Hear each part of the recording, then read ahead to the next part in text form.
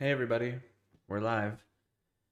Thanks for checking out my weekly streams. This is day 302 of my project that I started in January 2nd of trying to build this desktop environment slash window manager.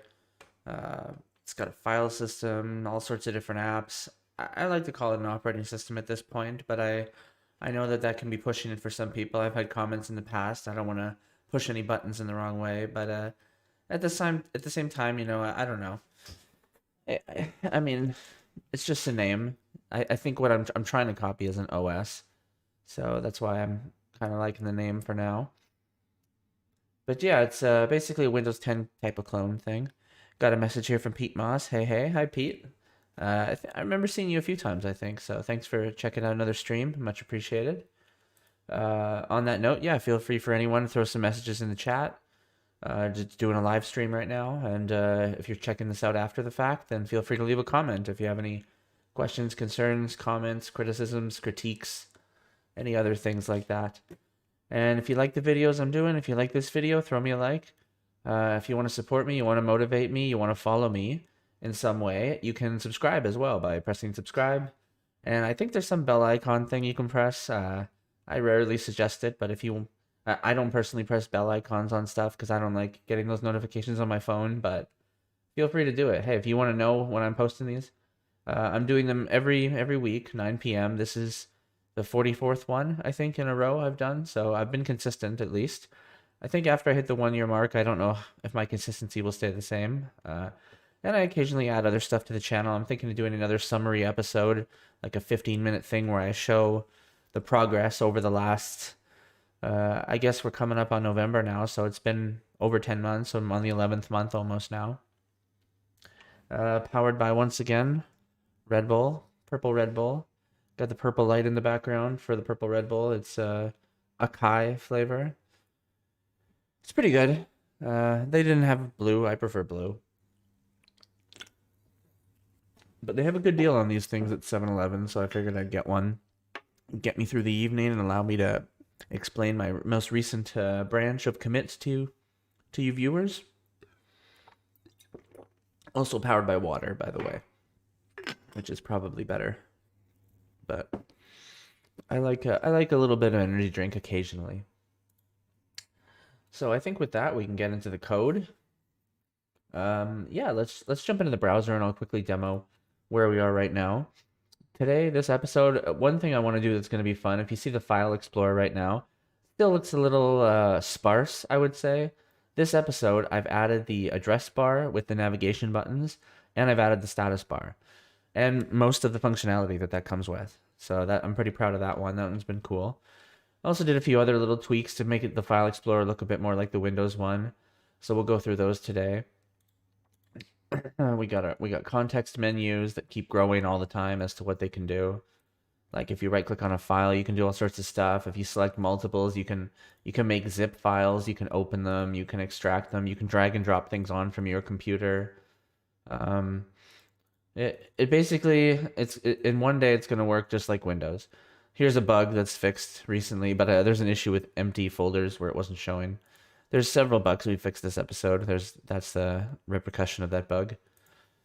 Got another message here from Pete. Currently powering up on no peeped hide. Currently powering up. Oh, okay, I see. He's got his own flavors, his own chemicals of choice. That sounds quite interesting. Yeah, I'm just keeping it up with this one. I mean, it's actually a ton of chemicals. High caffeine. How much does it say here? 80 milligrams and 1,000 milligrams of taurine. So I'm doing caffeine and taurine, I guess, if we're gonna get technical with chemicals here. So yeah, what other things does it do? We got some reorganizing here. We can do sorting of various types. There's tons of apps. I recently added Space Cadet for people that like Space Cadet. That's a fun one to have. The Windows Classic. We got I've got the VLC icon for this one, and I've tried to emulate VLC, but at the moment it's not. There actually is a way to run VLC in the browser, but I'm not doing that because it's still kind of lacking on a lot of abilities. So I'm just using the typical HTML5 video element there. Got TinyMCE. We're going to do some bug fixes to that one today. We got Winamp here via WebAmp. Totally fully functional, loads skins and everything. We got Ruffle here for playing Flash files. So we got a full-on Flash player. We got a photo viewer. We got an IDE that I'm working on called Monaco. Not my name. It's using a library called Monaco. We have a DOS emulator. One of the apps on it I've got is Doom going, but it could run any DOS game or app like QBasic. I was thinking of putting QBasic on there. I think that's the first programming language I learned actually was QBasic. No, was it? No, I guess it would have been HTML and JavaScript. I don't know if you can't really call HTML a programming language, I guess, but JavaScript, let's say. I don't even know if I knew about CSS when I first started making websites. I guess I must have, but I didn't know it was called CSS. I wasn't making separate CSS files. But then, yeah, the first one where I was trying to make it like executable binaries, I guess, was in QBasic. We also got an X86 emulator here. Here it can run like a Linux ISO, but it can run all sorts of stuff, all sorts of random things. And you can like pull things in. So like, let's see. I don't know if anyone here knows memtest. This is an old, for the IT folks out there. Something I used to use and run on computers to check memory. And I remember like, oh, you know, this website's changed. Where's the one I want? This is the one. Here we go. ISOs, yeah. But this is just somewhere I remember that has an ISO for things. But as an example, oh my god, it's filled with ads now. Here we go. So we downloaded the thing right here. Go back to my app. And you can just drag it on. And then right there, it's a zip file. So we could even open it and look at it here. Okay, it's an ISO. That's a bug I fixed this episode too. An issue with trying to move things outside of zip folders. A lot of bug fixes this episode. So I shouldn't have tried dragging it. What I should have just done is right-clicked it and pressed extract. It actually did extract anyways. But there's a bug where it tries to delete it from the zip file and fails. I could have just done extract like that. Now we have the ISO. I can actually open ISO files too. Although, wow, it hated that. Is that a different bug? I don't know what that one is. That might be the same bug. I love it when the demos go like this. But hey, you know, we're still fixing stuff. Let's try the other part of it of running in the X86 emulator. Oh, now that's failing too? Oh, interesting.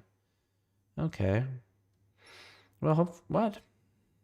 That's like an unrelated fail of some sorts.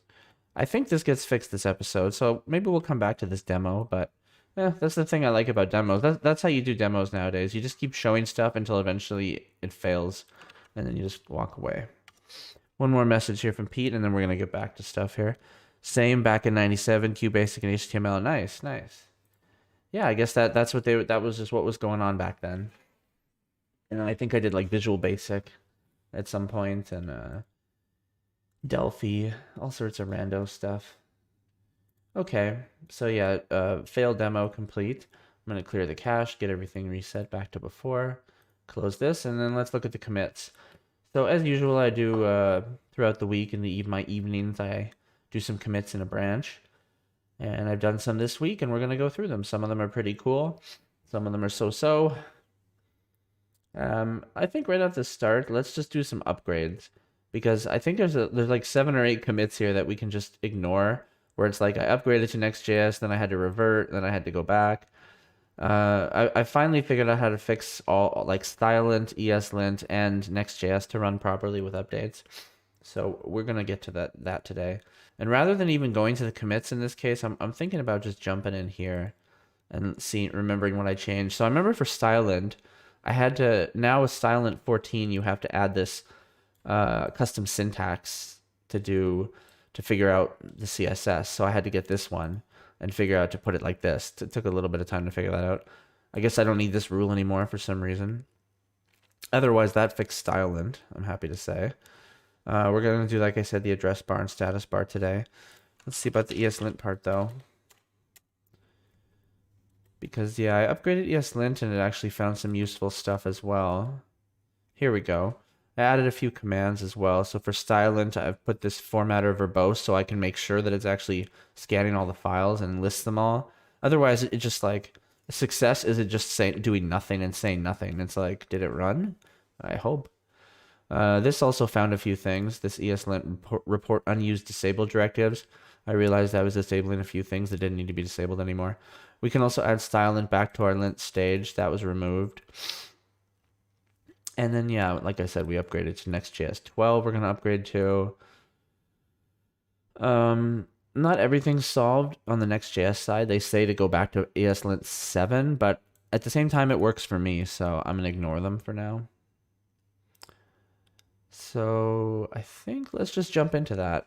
Let's go back to the top here because we need this piece. We'll jump into the code here. And it's the only thing I noted for something to do. And then after that, we're going to go into the commits, which has been my usual way of doing things lately. All right. So Next.js, let's open a new console here. Actually, let's just close the dev environment. If we're going to upgrade Next.js, it's going to bonkers out like it always does. What we're going to do is we're just going to check outdated first. And we're just going to see what can I update. I think there was one. Actually, I'm hoping to upgrade everything this episode, but there was at least one I was still having a weirdness with, which was Framer Motion. So we might skip that one. You see, Framer's gone to version 5. I want to go to version 5, but it's all of a sudden treating all my styled component Boolean props as like invalid or something. So I'm not sure what I'm going to do about that. I might just wait for like 5.0.1 where they figure out they messed up, or I read their migration guide. Maybe it's something I have to change. I don't know. But I'm not going to mess with that right now. We're going to do yarn upgrade latest. Actually, before we do that, I'm going to go to the package file and up a few things here. What did I have here for Next.js? Where is it? Here it is. Oh, okay, wait. I already had all these to be like, okay, you can go higher. There was something I had locked, I think. Was it ESLint? Oh yeah, here we go. So let's allow that to go higher. ESLint and also stylint as well. Okay, we'll do that. And now we'll say upgrade latest. Outdated lock file. Really? Because of what I did there? Maybe I shouldn't have done that then. There we go. All right, that's not the way to do that. Don't change it that way. I feel like I've done that before and it didn't complain, but maybe that was when I used npm and maybe yarn is a little bit more of a stickler. I'm not sure. Anyways, let's just see if it perhaps works with doing -- latest. If not, we'll do those two ones manually. It's not too hard to do. Let's just prepare for that not working. And which one was it? ESLint? Here it is. Yeah, I don't think it changed. So got another. Oh, this is just. Is this a random message or something of use? No, this looks like spam. All right, I'll let YouTube attempt to get rid of spammers, but I'm not gonna. I'll just ignore that for now. That's why I don't stream the live chat onto my video. Although that's actually the first time it's ever happened, to be honest. So feel free to spam, buddy. You're almost alone typically in a live chat. I'm sure you're annoying Pete, me and Pete, and yeah, it's just assuming Pete's even watching still. Then it's just me and Pete, according to this. It tells me concurrent viewers right now is 1. So ESLint did upgrade. That's good. But it didn't do the little up arrow thing, which I wanted. So let's just make it so that it does. I'm going to do yarn add ESLint at latest -- dev. And I'm hoping that'll just add a little up arrow here without complaining like that other time did. Good. Nice. And then if we go to stylint here, we're just going to do the exact same thing. I'll do stylint there.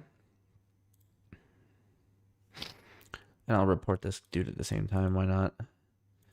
You have to report all of them. This seems like the kind of thing that it would auto-detect, you think, when people are just like, this message is so generic and just filled with emojis.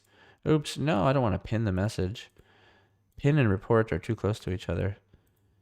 This makes for good, I guess this is where if you're like a cool YouTuber, you could have someone else moderating, but I don't need moderators at this point. Not yet. Not famous enough. Okay, so I think we got everything the way we want it now. Let's double check the changelog and see. So I'm happy with that upgrading. So Framer, as I said, I don't want to upgrade that. So what I'm going to actually do is I'm going to change it to be yarn add Framer at, what's the syntax for like less than? Can't recall now. I think it's like that, less than 5.0. What did I do wrong there? Oh, right. I think there's this weird little thing. If I do that, that fixes it. Let's see. Yeah, there we go. Less than 5. So that should put in Framer 4.1.17. Okay. So we're going to stick with that for now. But like I said, Next.js 12 we're okay with. It comes with some ESLint updates. Got a message here from Pete. Whoops, sorry, didn't know that would ping you with reports. No, I'm not sure what you mean there, Pete, but no problem. Anyways, I want to finish this package update, so let's focus on the code. Let's get deep in the code. So we updated the style and stuff, so let's just start seeing everything failing, because that'll start happening. So yeah, unknown word, CSS syntax error. This is where it begins. So let's see that first piece here. We need this, and if we go check out their page, I think they actually say you need two things. Let's see here. Yeah, also this post CSS syntax. So let's get both of those. Yarn add those into dev. We only need those for development. Okay, we got those. I have to add that line. I'm just going to copy it in the background here and go to the file for everyone. So we'll put it right up here. It's this custom syntax. And at the same time, I'm just going to remove this right now because I'm pretty sure I don't need that actually. And now let's try to run stylint, and hopefully it'll just find the things that I've already messed up if there are any.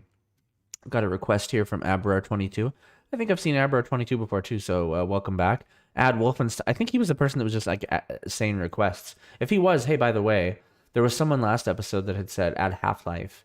And I was like, I'm not sure if that exists. It does exist. A few people mentioned it to me and I found it myself. So it's possible. I've got it on my notes now. That is something that you can essentially run in the browser, like a demo shareware version, but it'd still be fun.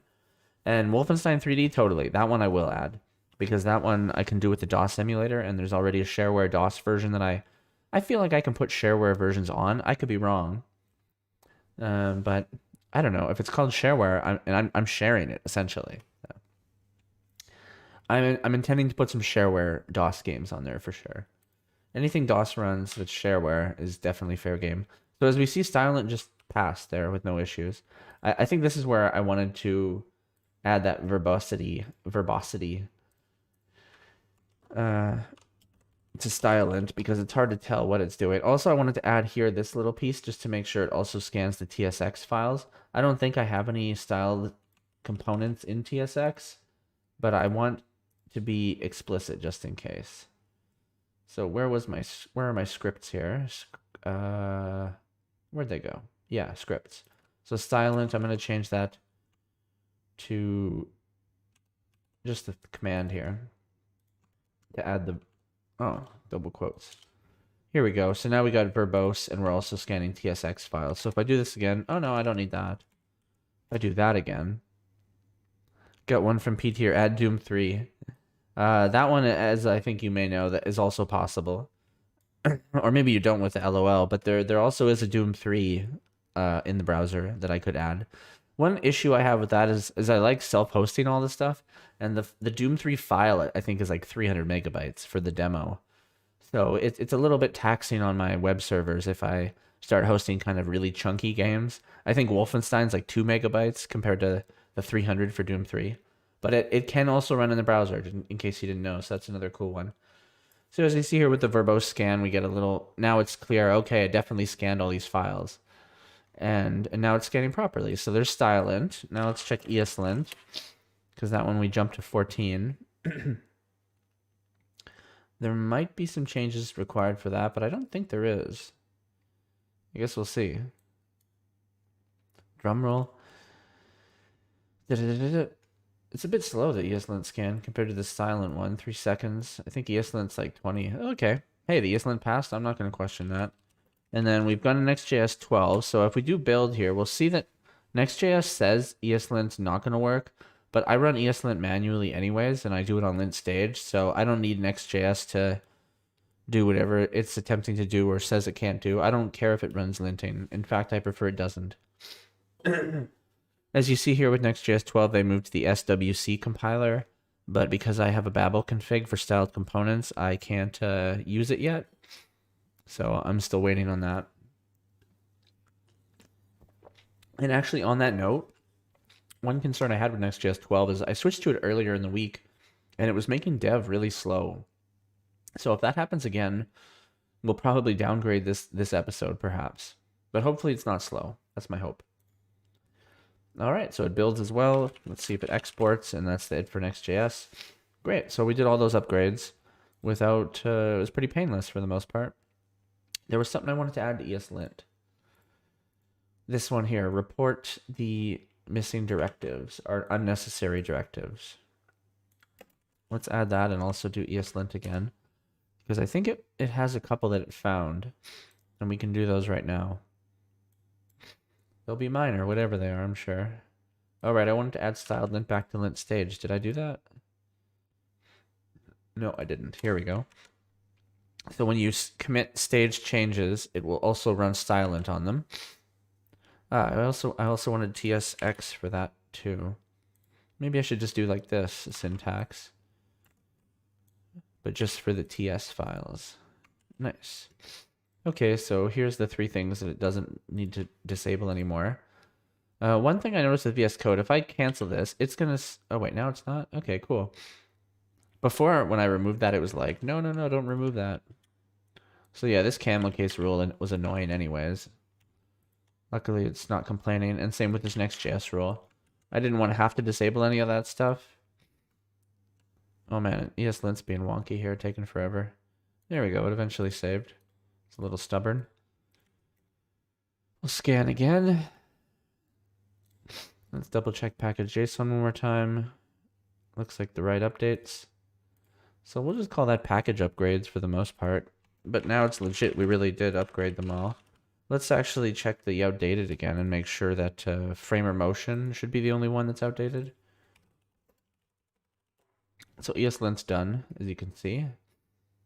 Yeah, just framer motion. Okay, so we're not going to do framer motion for now. And browser.fs is just incorrect. This exotic thing. I don't know what to do about that to get that out of the list. Package upgrades. I'll just leave it noted like that. And there's our first commit of the day. On to the legitimate commits here.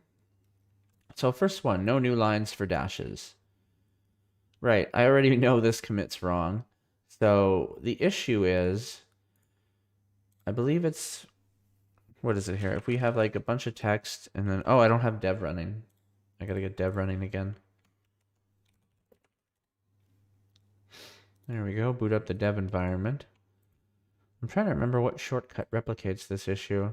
I think it was like a really long named ISO file. Haiku ISO or something. We'll just try to replicate it. I think it was like a long... Yeah, see, Next.js 12 is slow to boot up. It's still loading. I feel like Next.js 11 was much faster. It says here compiled in 3 seconds. It's still not done. Still isn't loaded. Maybe we should just switch back to Next.js 11, I wonder. Okay, well, let's just give it a chance here. So let me try renaming this again, but add some dashes. Yeah, there we go. So this is running on to 3 lines. That's not supposed to do that. There's supposed to always be 2 lines. And if I get rid of those dashes,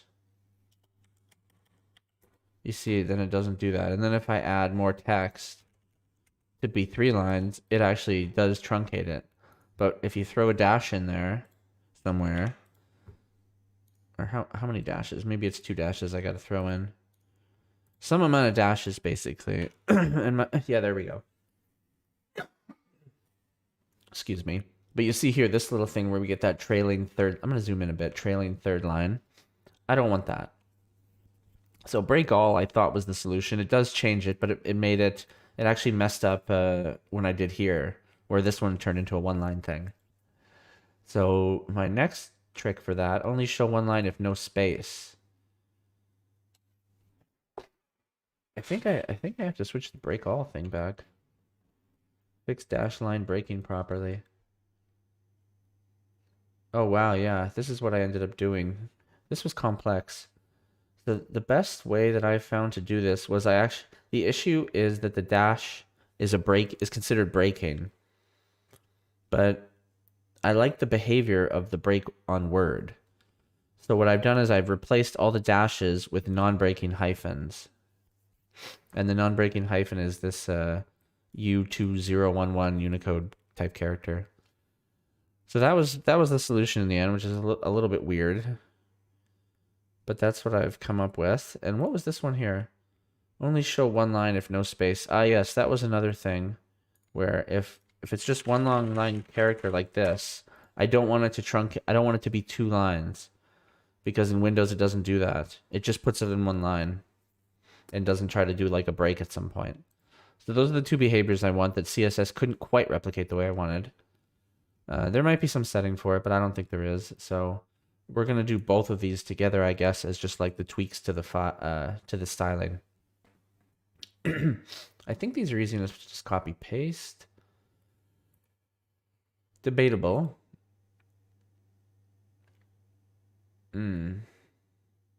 Let's do patches. I'm always up for a patch. First, let's do this one because this one's pretty simple. Let's look through it. In fact, let's not do them as the same commit. I don't even know what I was saying there. That's sacrilegious to try to put a bunch of commits into one. I don't want to do that. All right, let's apply the first patch here.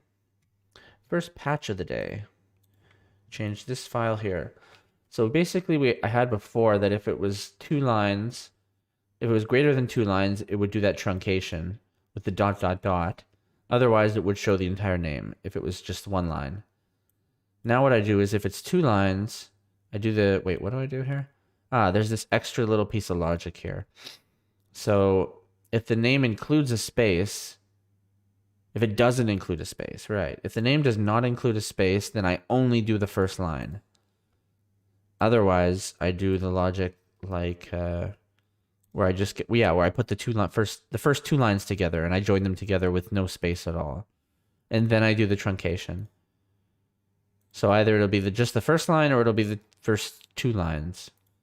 And I've put it into this logic because it got a bit long it just got a bit long, so it was better to split it up like this to make it look a bit cleaner. So that's a simple little bit there. Let's actually take a look and just see how it looks. So there you go. So now we see that's going on to 1. And if I put a space somewhere in there, oops, not there. There we go. So now it's doing that other annoying thing where we get that 3rd line. Wait, why is it doing that? That's a totally other issue that I don't like. That's like problem number 3. What's going on there?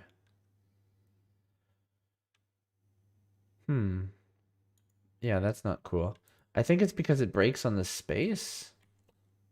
But I'm not a huge fan of that either. Maybe I need to replace space with non-breaking space too.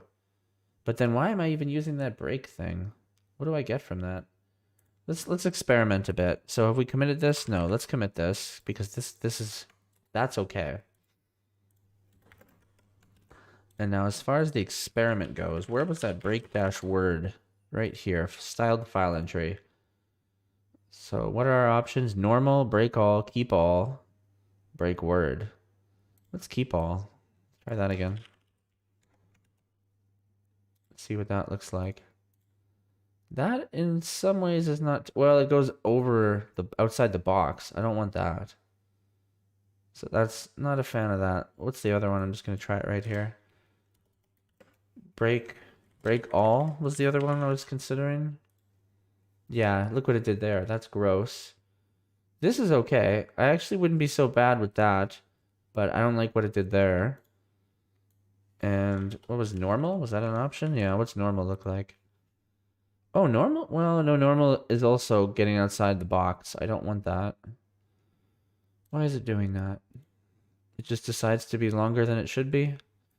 What if I tell the fig caption that its width is only 100%? Oh, that is in no way better. I guess I'd have to do overflow hidden, but then it's going to probably cut something off. I don't want that. Yeah, that looks terrible too. Oh yeah, the scroll bar per icon. That's what I wanted.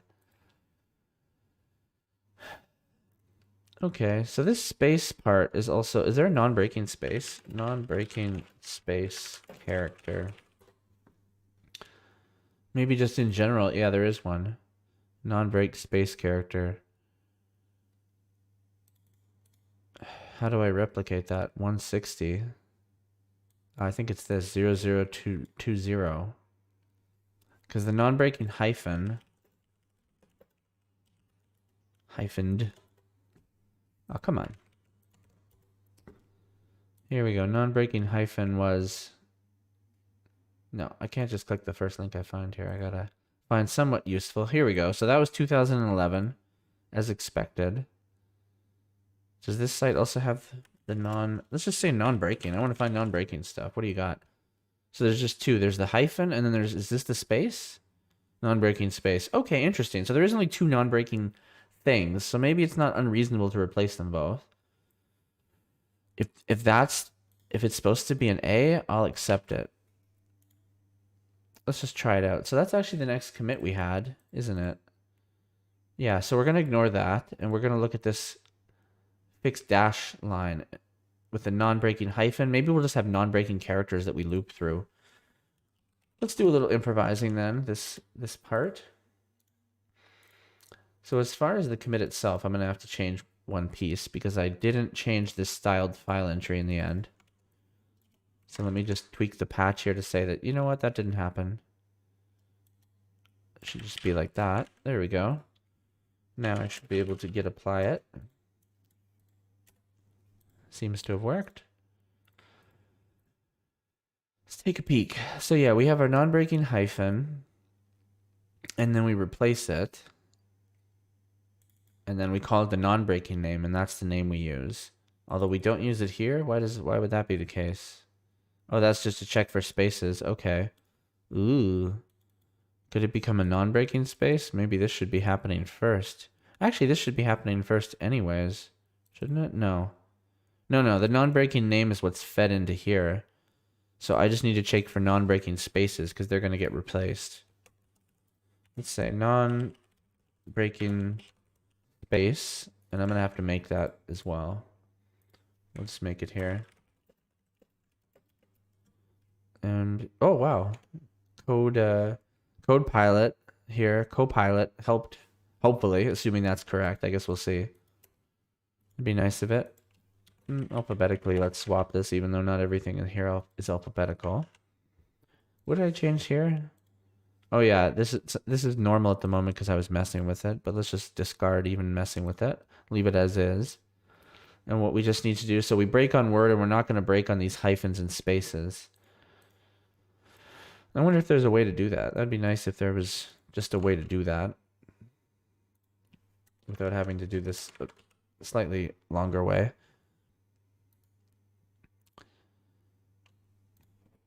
We'll just see here. Non-breaking space.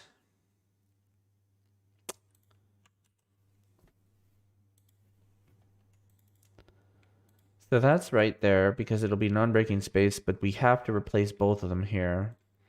I'm thinking of just doing just two replaces. Quick and dirty, but it gets the point across. Let's see how it formats it. Is it just nice formatting? Yeah, that's a pretty nice formatting, actually. So we just replace those things.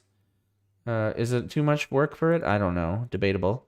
Let's see how it looks. There we go. So that one-lined it. Is that what I wanted? Oh, because it didn't consider that a space now? Maybe put that other piece of code back and say that it can be that kind of space. That, oh yeah, that made a difference in the bad direction. Interesting. Did it fix the hyphen issue? Because that was my original solution for the hyphen issue. So it didn't really fix... Wait, what did it do to the... Oh, because now there's no spaces either. Okay, I think it fixed the breaking on hyphen issue. That seems better.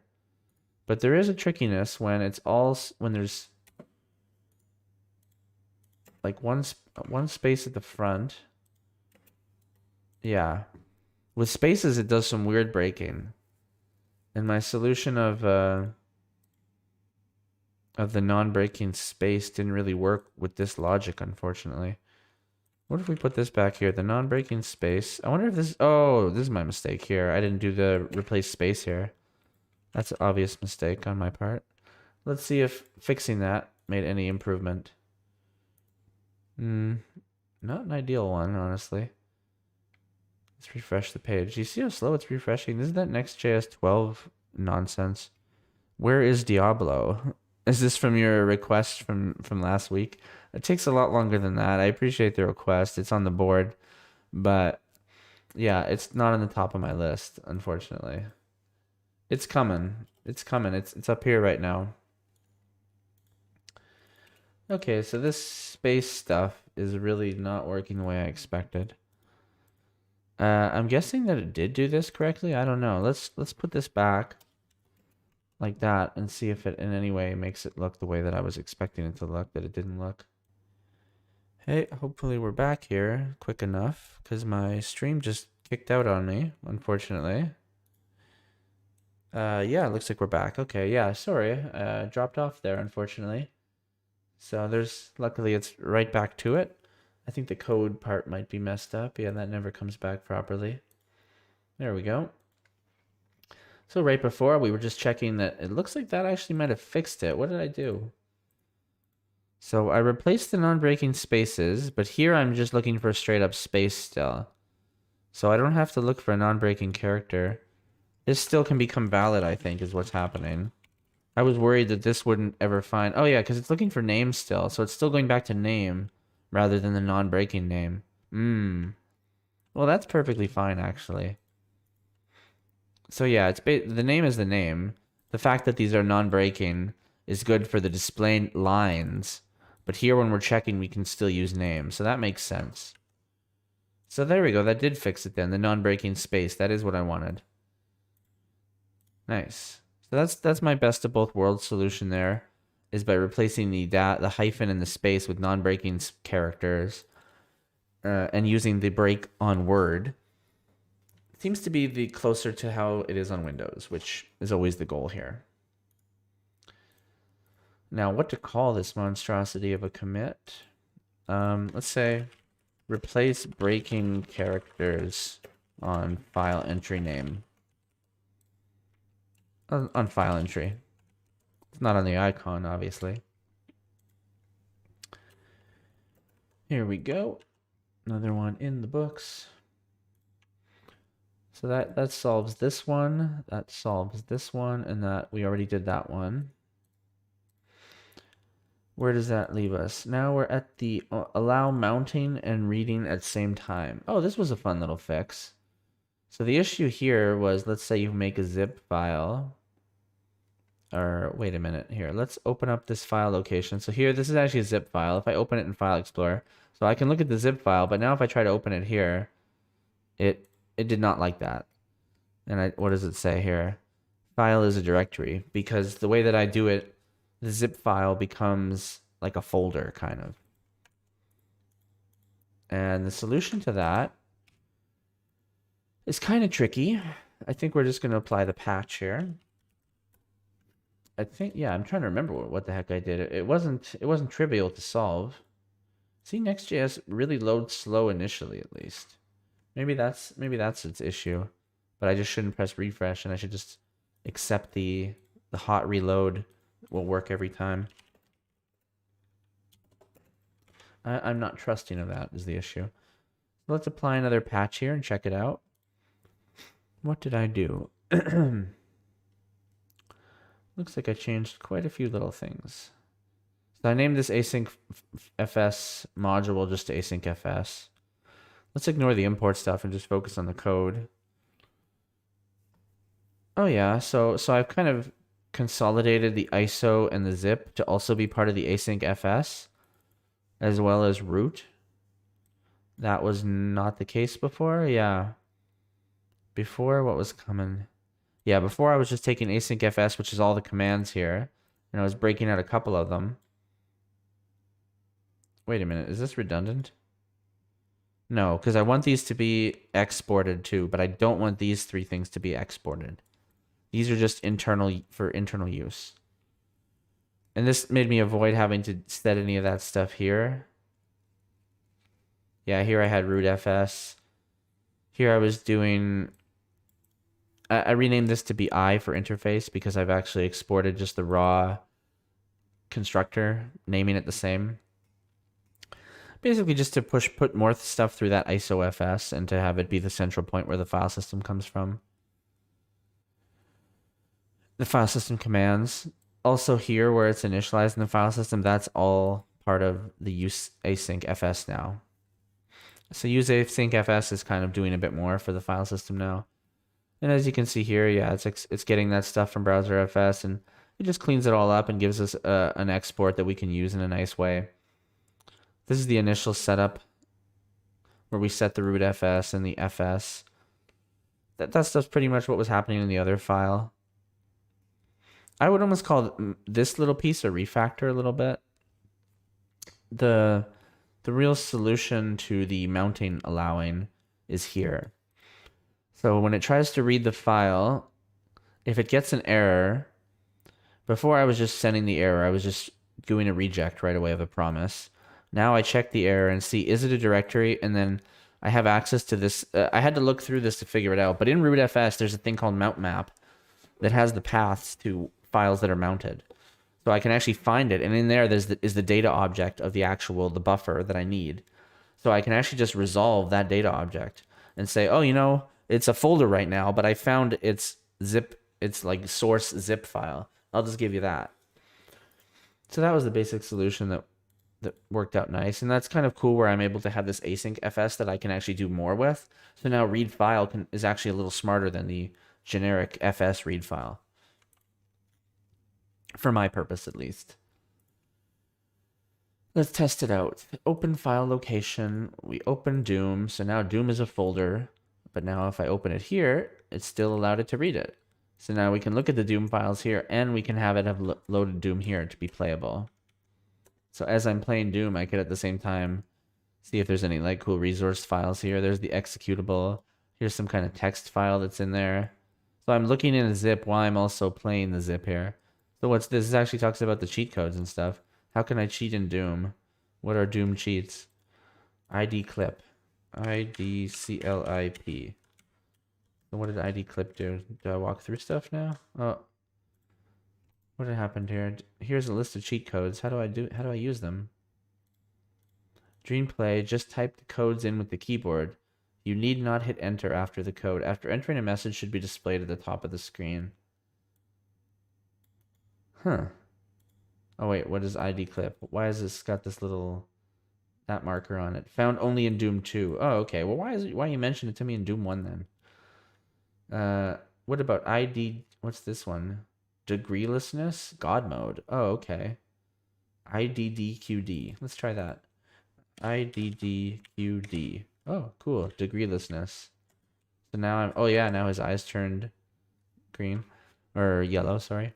So that's the kind of cool stuff you can do, like looking at the cheat codes while playing Doom here. This is a website. You're on my website right now, you know, so. That's working now. What did I call this commit? Allow mounting and reading at the same time. Don't mind if I do. That one I was happy with. Once I found that mount map thing, I was like, Eureka. I'll just give it this. So that one's done. What's next? We already did this one. Don't always double the auto size. Oh, this was a nice one. I had two fixes. One was for JS-DOS and one was for V86, where their auto resizing was acting a bit weird. A little bit wonky. That's the technical term for it. That's what I call it. And wonkitis. We'll just do another patch like we do. So you see for JS-DOS here. Oh, wait, darn it, I've just patched it. Okay, let's unpatch it so I can show you the bug. Let's just start there. I could have showed it to you in Doom, actually. Oh, no, every time I press refresh with Next.js 12, it's so slow. I just have to not press refresh. It's like somehow to refresh page data due to server-side change. No, I just pressed refresh. Okay. So we open Doom, and then I'll show you what I'm talking about. So I exit here. I press quit. Yes. Now, too big. So that's the issue, basically. And then, yeah, it's a mess after that. So, oh, don't hit refresh, Dustin. Clear the data. Maybe that's better. Yeah. Just don't hit refresh. Okay. Now let's apply that patch again. It should still be here in my history. And then we can see, what did I do? So I just changed one file. So on the on-frame size, I have to kind of remember myself here. What was the reasoning? All right. So before I was always taking the height and width that I was getting from the container and doubling it. No, the height and width is coming from the on frame size event. Right. Here's the issue.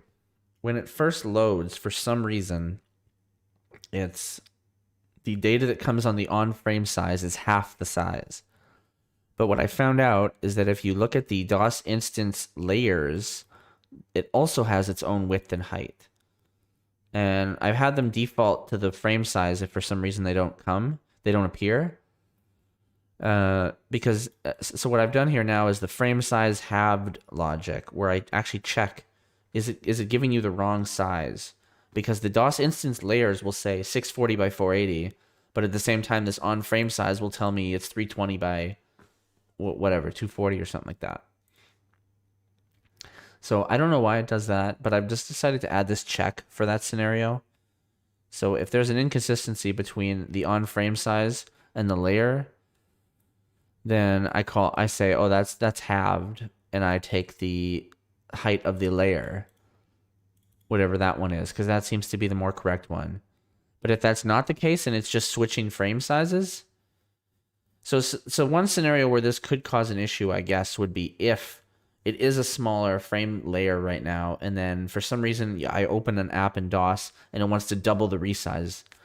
That might, or maybe the reverse of that possibly.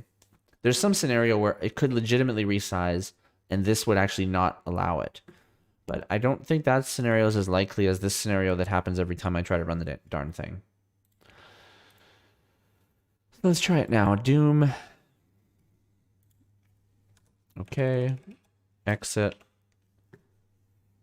And nice. Just stays the same size. That's much cleaner.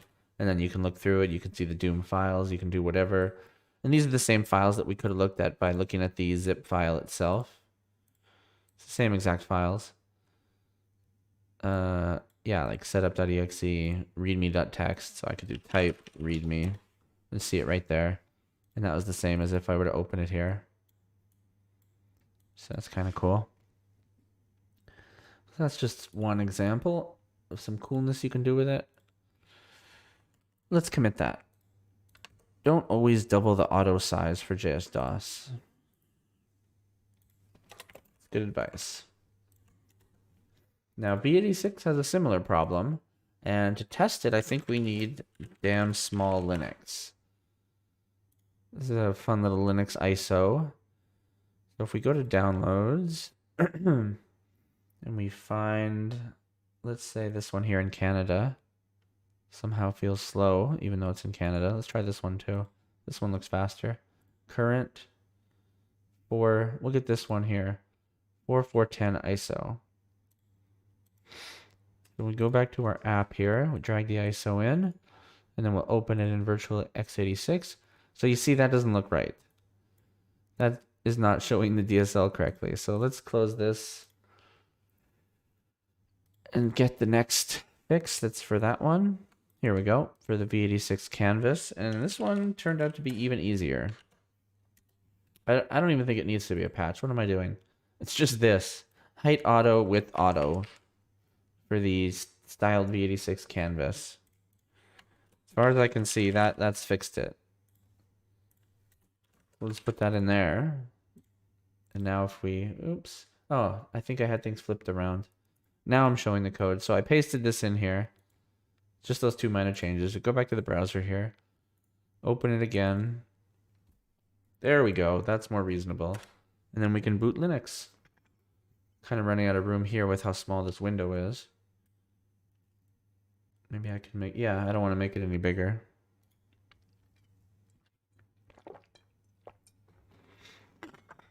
But this can fully boot Linux, including having networking. Now that being said, the rendering doesn't quite look as right as I was expecting. This is where the change is supposed to happen, though. Well, let's leave it like that. At least it fits, but I don't quite like the way it looks. The size looks a bit off. Maybe when it loads, it's better. I mean, Well, even the penguin looks a little wonky too, to be honest. It's better than it was before, so I'm gonna accept it for now. We're gonna close this because that basically froze. When Linux is booting in that X86 emulator, it can't do much else, unfortunately. So we'll call this use auto styling for V86 canvas, and we'll paste another one in there. Done. Next up, oh man, these are going, it feels like they're going slow. For the address bar, when we get to that, I'm just going to dump that in. So set save callback on file load. That sounds like good advice. What is this? Is it the same thing? No, something different. So for tiny MCE, this was an issue with save, I think. Set save callback on file load. Oh yes, this right. Let's patch this and then we'll take a look at what the mistake is I was making and why it wasn't working.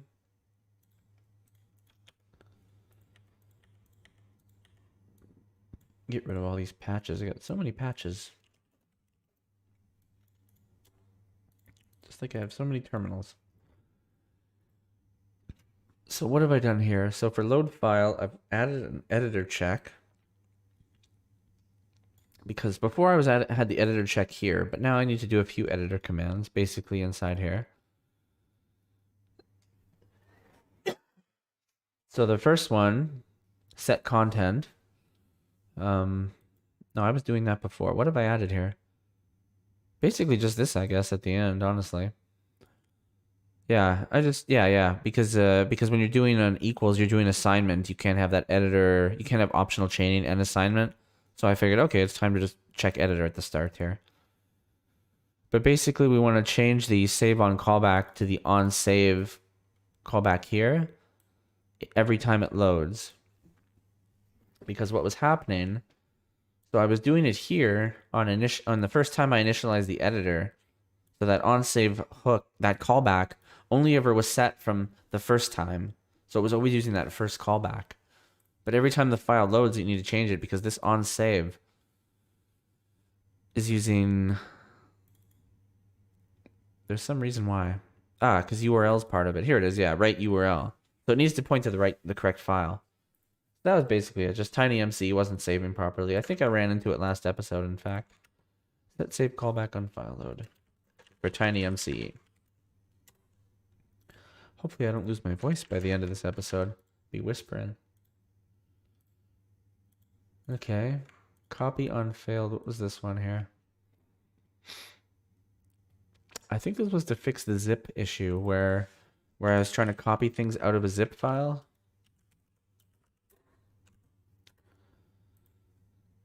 We'll switch to the code here. Didn't do another apply patch. See what we got here. Like opening Christmas presents, these patches. Christmas presents from myself from the past. So now when we go to update the files, if it's an old file is specified, that means that it's going to be either a delete or a rename. This is the rename scenario. This is the delete scenario.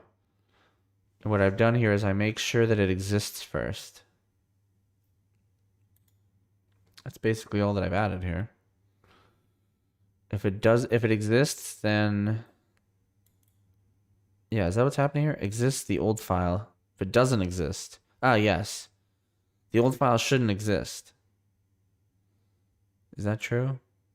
Yeah, it should have been moved or deleted. So if it hasn't been moved or deleted, that means that something didn't work. So if it still exists, then don't change the file structure. That's the idea. So that, like the zip folder here, you drag something off of it before it was crashing trying to delete that entry. For some reason. I can't recall why. But that's the fix, basically. Just, hey, if the old file still exists, then it didn't delete it properly, or didn't rename, didn't move, whatever the case may be. And then here, I only do the update of that folder for the new file on a successful rename, but I do the other stuff regardless if the rename is successful. So I update the folder, And then I do the blurring and the focusing. Because the update, the rename might fail, but it's still okay to do that stuff. And then here on read file, if there's no error, we resolve right away. I kind of tweaked the wording here a bit. I think that's just a refactor.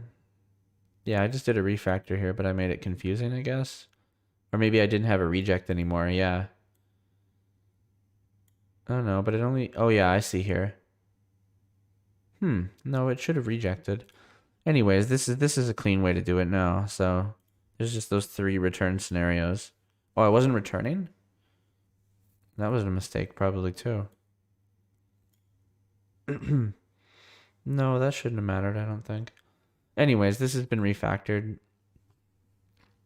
And then rename is where I've done something similar to what I did here, where I check for an error first. So when I request a rename, if there's no rename error, we say true, it renamed. Otherwise, if it's oh, not supported, right? So for the zipfs, rename is not supported because the zip files are read-only. So if I get a not supported error on rename, then I read the file, the old file, I write the new one, because rename basically just is almost like moving it. But if that's not possible, what I do is I read it, and then I write it to the new place. And if the read and the write worked, then if the read or write did not work, then I still throw a reject and say, hey, you know, either the reading of the old file or the writing of the new file failed. Otherwise, I resolve and say, okay, I've done the rename, but I say false to that it did rename, you know? I did the rename, so now there is a new file in that place where you wanted a file to be named that, but the old file has remained because that was read-only. That's how I've decided to handle it. Let's test it out. So maybe we can do it with this ISO actually. Oh, no, that's not what I wanted at all. The ISO, here we go. So this file right here, if I drag it now and paste it, there we go. That worked how I wanted. So it left it here because this is an ISO and it can't be moved, but it didn't fail or error. And now I have it here as well.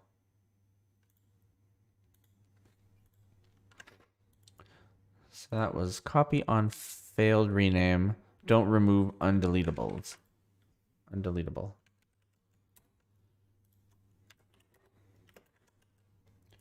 A lot of big fixes this episode. A lot of like logical fixes. Set save on callback. We did that. Copy on failed rename. We just did that. Here's another cool one, kind of. So this is lacking from browser FS.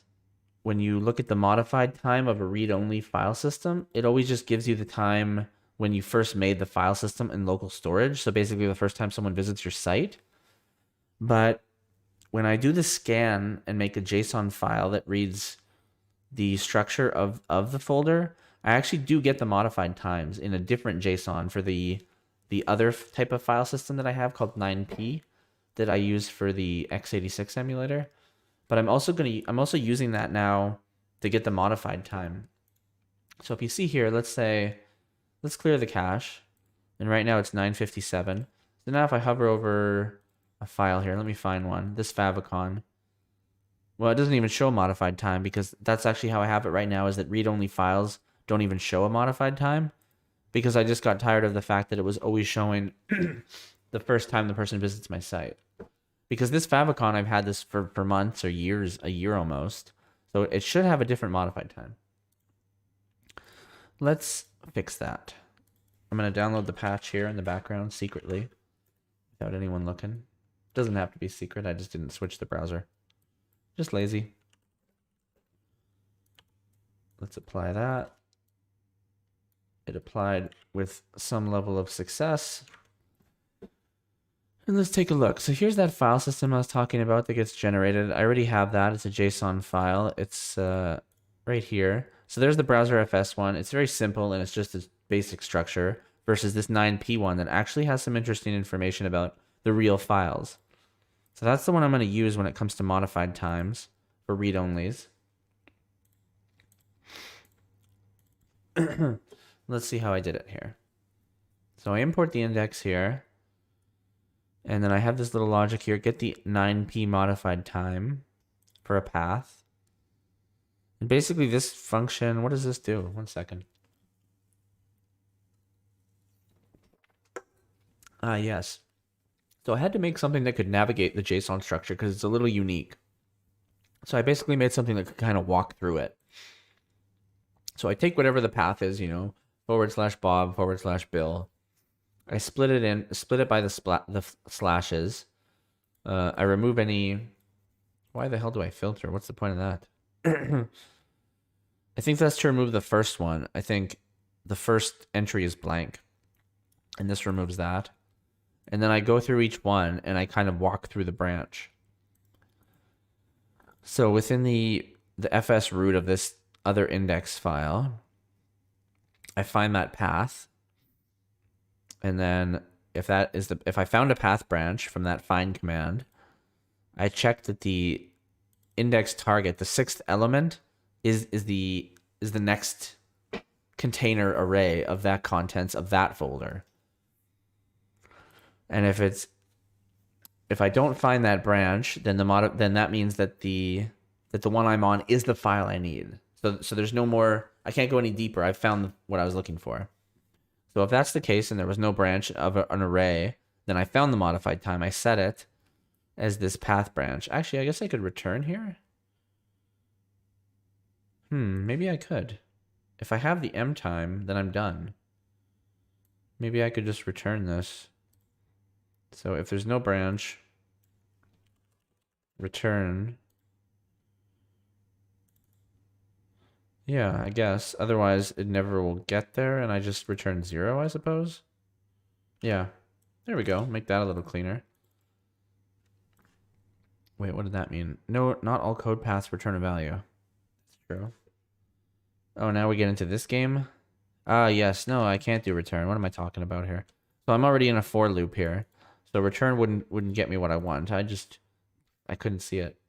I wrote this code originally, so it's not like I didn't know that, but at the same time, it's like I didn't know that. So if it's not right, the FS path needs to be updated every time as it goes through this loop. I'm guessing if there's no branch, that would be the end of it, though. So if there is a branch, then the target, which is that array, becomes the FS path that we have to find. So we keep switching which array is the one we want to go to. Whoops. This looks more complex than it needs to be, but it's because of that JSON structure. One thing I was thinking of is that in the future I won't do this and I'll just onload, or maybe when I make that 9p file, I'll just also make a way easier to access version that has the modified times. But rather than do that, I did this extremely complex thing for now. So let's just use that. Long story long, that's the function. Let's see where I use it. I import it here. And then here, when I'm getting modified time. Yeah, before I would just say unknown time. And unknown time was if the, what is this? The access time, the creation time, and the modified time are the same. That's those read-only file systems where it doesn't know when I made it, because it never stored that information when I did the scan. So, but instead of having that now, so I get the unknown time, and now I do modified time where I say, oh, was it unknown? Then get it from 9p. Otherwise, just use the modified time. And then I don't even have the scenario where I ignore it. And that's it. Let's test it out. So now when I check out that icon, there we go. Oop, there we go. So now it thinks it was made October 15th, which was a few weeks ago, I guess. Yeah, which is probably correct because I think I nuked that whole folder and made it again. So that file was made recently because I deleted it and made it again in a fresh clone. But at least now it shows it. So, oh wait, you don't see it in the tooltip, darn it. So there's when I'm hovering over the icon, a tooltip is popping up that shows the date modified. I realize now that OBS is not showing that, so it's a little harder to represent, but I guess you'll just have to trust me, unfortunately, on that. Anyways, the logic of what I did is undeniable, honestly. Undeniable that it worked, and that I'm using it. Let's move on. We have so many more commits, and we're already an hour in. It's unbelievable. This was literally the first batch. That's impossible. Oh, hopefully it'll go a little quicker. Okay, well, if it takes as long as it takes, I guess. Allow loading empty folders. What's this about? Ah, yes, this is still broken. So if I make a new, oh, what's happening here? That is not the way that that's supposed to be. Oh gosh, that looks terrible. Is that happening because of my non-breaking spaces? Oh, it is. It is because of the non-breaking spaces. Sometimes I want spaces to be breaking.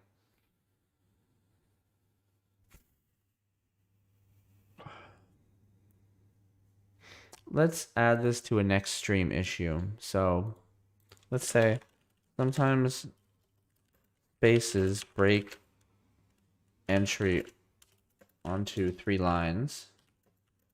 That's a bug. But now we have to go back and fix that non-breaking stuff. So the non-breaking space is not ideal for right now. Let's go back to when we were just focused on the hyphen. That seemed safe enough for now. Maybe it'll turn out not to be either. Who knows? That was really all that was. Let's take a look and see if that's fixed. So program files is looking okay again. Probably I could break this again now with... I mean, not in that example because as was too separated. Maybe here. Yeah, there we go. I don't want 3 lines, but I'll figure that out in my own time. It's not measuring that 3rd line when I'm doing my get text wrap data logic. So let's do a commit where we undid that piece. No replacing non-breaking spaces. No replacing with. They don't actually. Don't replace with non-breaking spaces. Good advice, I guess, in the end. So we'll render it that way for now. Now going back to this one, yes, because I wanted to test making an empty folder and see that that's also broken right now. Yeah, working on it. That's wrong. Let's patch this up. See what it was. Patch G.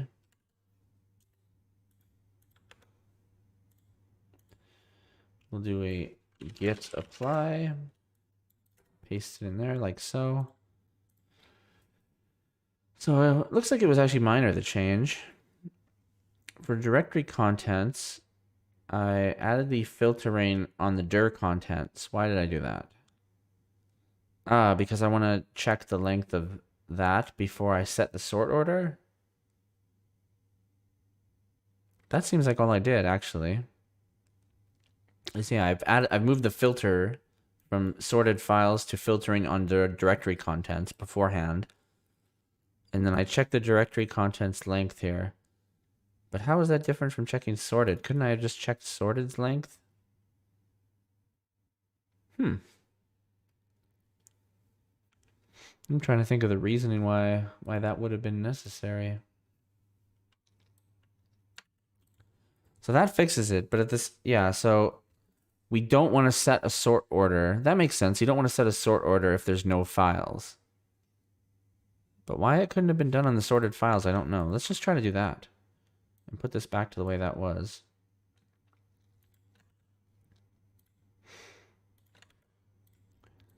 Oh, right, because sorted files is an object. So rather than converting object keys, I just decided let's just use directory contents, which is already a string, instead of doing the converted object and then putting it back into keys. Okay.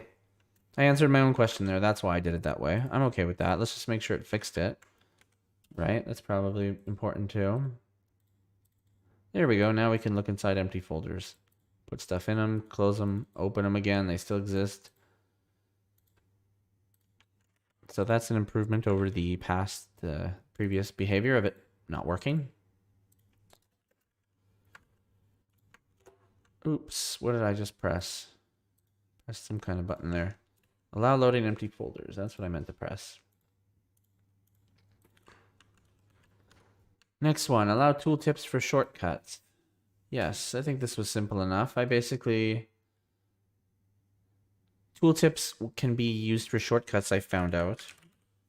There's actually an idea for doing comments too. I haven't implemented that yet, but I noticed that on Windows sometimes the shortcuts have little comments. But sometimes they don't. And the sometimes they don't version is the version I'm going to do for now. So that version looks like this. Before I said if it was a shortcut or a directory that was not mountable, it was giving up and not doing a tooltip. Now I allow the shortcuts. So if it's a shortcut, all that we do is we just say location, and then we just do the base location directory name. Nothing fancy. That's how it is in Windows. So that's my little tooltip that I do there. I love those tooltips. Gotta love those tooltips. Simple one. I'm gonna just fly past it. Intercept log clicks. Oh, this was a fun one too. Right. So let me get this patch. I'm always trying to do meta stuff. So right now, if we go to a blog post entry, and open it up here. This is my blog post entry, and if I click a picture, it opens in a whole new window. That's old school. What we want is it to open in my photo viewer. Oops. Let's just take a peek at me for half a second there. All right, so let's git apply that because that makes more sense. Oops, what did I press? There we go. So for TinyMCE, what have I done? I've added the ability to open a process for the editor, and I say links to processes, and so when the content loads, I run a command that goes through all the links and turns them into like little process loader links. And how does it do that? It's a bit tricky actually. So it has to go into the iframe because that's where the content is. Make sure there's a content window, and then it gets all the links that are in the document via this document.links. And then for each link, it adds a click listener that will check if it's a relative link or not. Now, how am I checking if it's a relative link or not? I use the relative command. And on the link, I actually get it from here, this link.datasetMCE_ref. That's something that TinyMCE adds, and it's just easier to get it from there than the weird encoded one that it sometimes gives you in the real link. But if that doesn't get there, then I just do blank versus the link.path. Right, path name is the other piece. So path name is the link. It automatically puts the domain in the front, which I don't want. So this gets the relative path for that. And oh right, the logic here is that it equals nothing when it is a relative path. But if it's a link to like a website or something, an HTTP link, then the path name and the MCE ref don't match. So that's the way to detect if it's a relative link. And if it is a relative link, so it's pointing to something that I host, then I prevent the click from actually loading anything, and then I handle it. So I get the process by file extension. So let's say, so this will allow me to link to other things. So in my blog post, I could link to something that opens some other app if I want to. So it'll detect that, and it'll just try to open it, basically. And that's all there is to it. So let's check it out. So now when I open the blog, what happened here? Oh, this is another bug that I fixed this episode, is that TinyMCE can't be opened twice. It has to, there's like a trick to cleaning it up properly. Well, that's loading because Next.js 12 takes long to initial load. We'll just put this here in our notes because we're going to go with it. Loaded here. Now let's check it out. Documents, blog posts. There's the blog. So now I'm looking through the blog. Oh, I want to click this. Click. There we go. Now it opens in the photo viewer. I think that's a little bit cooler. Now let's save that change. And maybe I'll do that for other things. Like I'll have, oh, this is a shopping list thing. And you click it and it'll open in whatever, some shopping list app, or I don't know. I don't actually have an app that loads shopping lists, but it's an idea. Just keep coming up with ideas. Open folders in same Explorer by default. Right, I've finally done this. So if I click, as you can see, all these folders are opening in their own windows. I'm done with that behavior. I'm doing a huge upgrade to File Explorer this episode. Compared to how it is now versus how it'll be when I'm done with it, to me it's a big jump. And the first piece of that is being able to open in the same folder. Like keep going without opening new windows. That's going to make going back and forward and stuff make way more sense than having an address bar.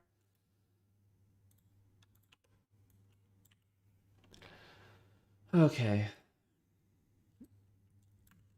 There's something repetitive about applying these patches that sometimes makes me lose track of what I'm doing. So we've applied another patch. This is a big one. It's a bigger one. So on the File Explorer, I've had to make this idea of current URL to know the URL that I'm showing. Because there's also a URL in the process, but I want the URL in the process to be changeable. And for that change to trigger, oh, I'm not the same as current URL. Okay, then the URL's changed. I'm going to do all the things that are required for a changing of URL. So in this case here, there might be an icon, but if the URL changed, give me a new icon because the icon's going to change too. And that was the only real difference. And then on File Manager here, I passed the ID in now so that within the File Manager, when you pick a file, if ID has been provided, then it knows, oh, okay, I'm inside a File Explorer that has this ID. I'm going to open it in that ID. Versus if there's no ID, it's like, okay, I'm just going to open up a new File Explorer with a new File Manager. Next piece, this is the file entry itself. So I pass in that File Manager ID. I have the ability to change the URL now. And then that's now what double clicking can do. So before it would just straight up open in a new File Explorer. Now if the, what is this checking here? PID. Oh yeah, if the thing I'm clicking, let's say a folder, when I click it, I'll know, okay, yeah, each file entry already is associated with a process. So if the file entry is a File Explorer process entry, and we have a File Manager ID, then just change this File Explorer. Otherwise, open a new one. Also, the same thing here for what is this? Open in new window. Ah, yes. So now because I have the ability for it only to open in the same window all the time, I've added a feature that it can open in a new window. So if there was a File Manager ID provided, that means everything's going to open in the same window. So I'll also add this menu to show, hey, open it in a new window if you want. This is just passing that ID along. And I'm also keeping track of the current directory now in use folder. And that's how I do an updating of the directory here. So let's see how that worked. Now we open public, and then if I double click that, there we go. It switched to documents without opening a new folder. That's the first step of many towards improving this File Explorer. Today is the day of the File Explorer. That being said, there's still a few pieces I don't have, like column view or something else. Oh, my Git failed on me. What happened?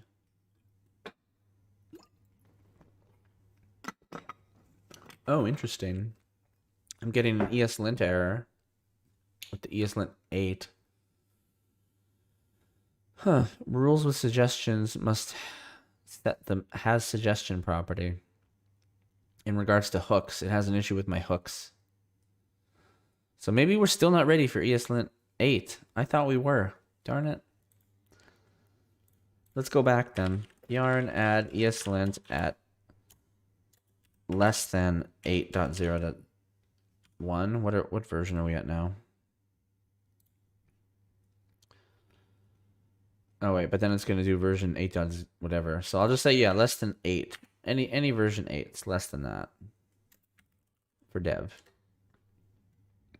And we're gonna unstage these changes because this will be a separate change. So there we go. So we reverted ESLint. Put ESLint back to v7 for now. And now hopefully this commit here will be okay. And I'll make a note of this failure. Put ESLint back to v7. And come on. There we go. So now it commits. So version 8 of ESLint's quite not quite ready yet because it was complaining about something specific to the rule. It was like, hey, your rule's not made right. And it's like, well, for ESLint 8, sure. Oh, so here's the first part. Address bar part 1. What forgot missing dep? What did I forget? Okay, we'll catch that next time before we do it. package upgrades. We don't have to worry about those. We've done all the package upgrades already. So yeah, I think we're ready to do this address bar. I'm wondering if we should just go straight to using the newest versions of these files. I think we'll probably do that. Or maybe what we'll do is we'll apply a few patches here. Let's see how many we can find that are about the address bar. Because we don't have to go through every little iteration. So we just went through those. With visual tweaks, is that for the address bar? Yes. Okay, we'll apply that one too. Up to, that's another piece of the address bar button. We can just get that one in here. Here's me just bouncing back to Next.js 11. We won't do that yet. We'll hope with the best here. Menu checked option plus tweak. Is this more address bar stuff? For menu icons. Oh yeah, to have a check mark, right? There's quite a few little changes here. I'd like to put yeah, there's so many little address bar changes. I just don't want to, I'd like to just do them all at once. But there's so darn many. Address bar, recent locations, styling tweaks, bar tweaks, allow changing address bar. File, okay, so here's status bar. So that might be the address bar right there. Allow making shortcuts. Don't crash when moving, okay. Yeah, I think the address bar is done at that point. These ones I just discussed. Okay, cool. So it only went that far. It's quite a few patches, but let's just try to do them. The first thing I'm going to do is download them all. Those are easy enough to do. I'm going to actually copy even the word patch. That's how lazy I am. And then I'll just paste it in here. Paste, Control S, Enter. Now, hopefully it saves these in the correct order. That's something I had an issue with the other day during my last stream where I thought I was applying one patch, but it was actually another one.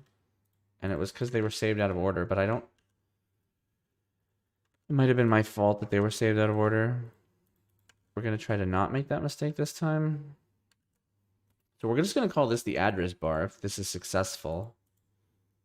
And to try to not overwhelm you with changes, we're going to try to do all these at once. So it starts here. Wait, did I get the forget missing depths one? Now I don't even know.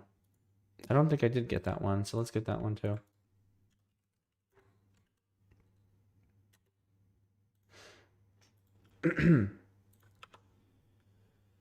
Oh, I don't think it did save these in order. What I'm going to do is I'm going to put these in a folder and sort them by date and see if that is any better. Sort by date modified. There we go, and invert that. Okay, I have a bit more faith in that. I think we got them all. How many are there here? 1, 2, 3, 4, 5, 6, 7, 8, 9. Yes, and that is how many? Oh, 10. Let's just do these one at a time. Let's not get out of hand with this, like I've already done. Address bar, part 1, patch. Let's just get it. Let's apply it. Let's at least start with that and just see what kind of changes we're talking about here. So a lot changes right off the start. Yeah, I'd rather apply all the changes before we discuss this. Otherwise, we're just going to waste a bunch of time, I think. So let's go through these. The forget missing depth. Let's not forget that one then. I don't really know what one that was, so let's just do it again. And then we'll be on to this entire day of changes. I was thinking of combining these into one commit earlier, so I'm sorry I didn't get to that last episode, but we're going to do that we're doing that live, you know? That's part of the fun, I guess. It also teaches people about how to use git apply, I guess.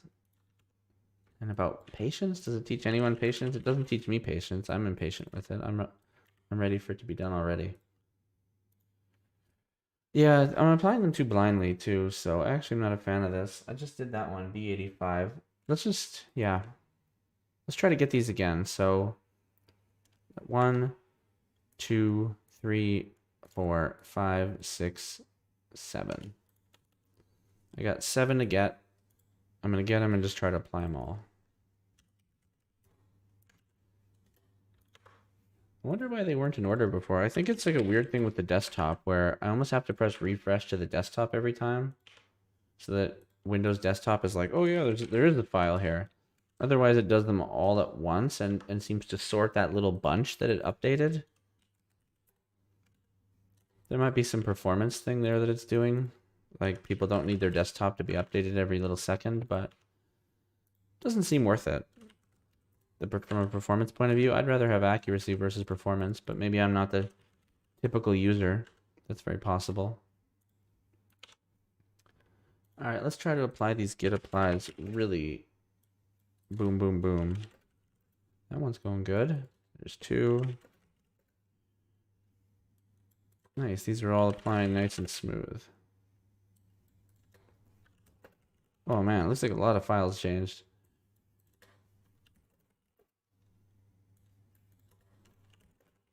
And last but not least, that one. I think that's everything. EB6D.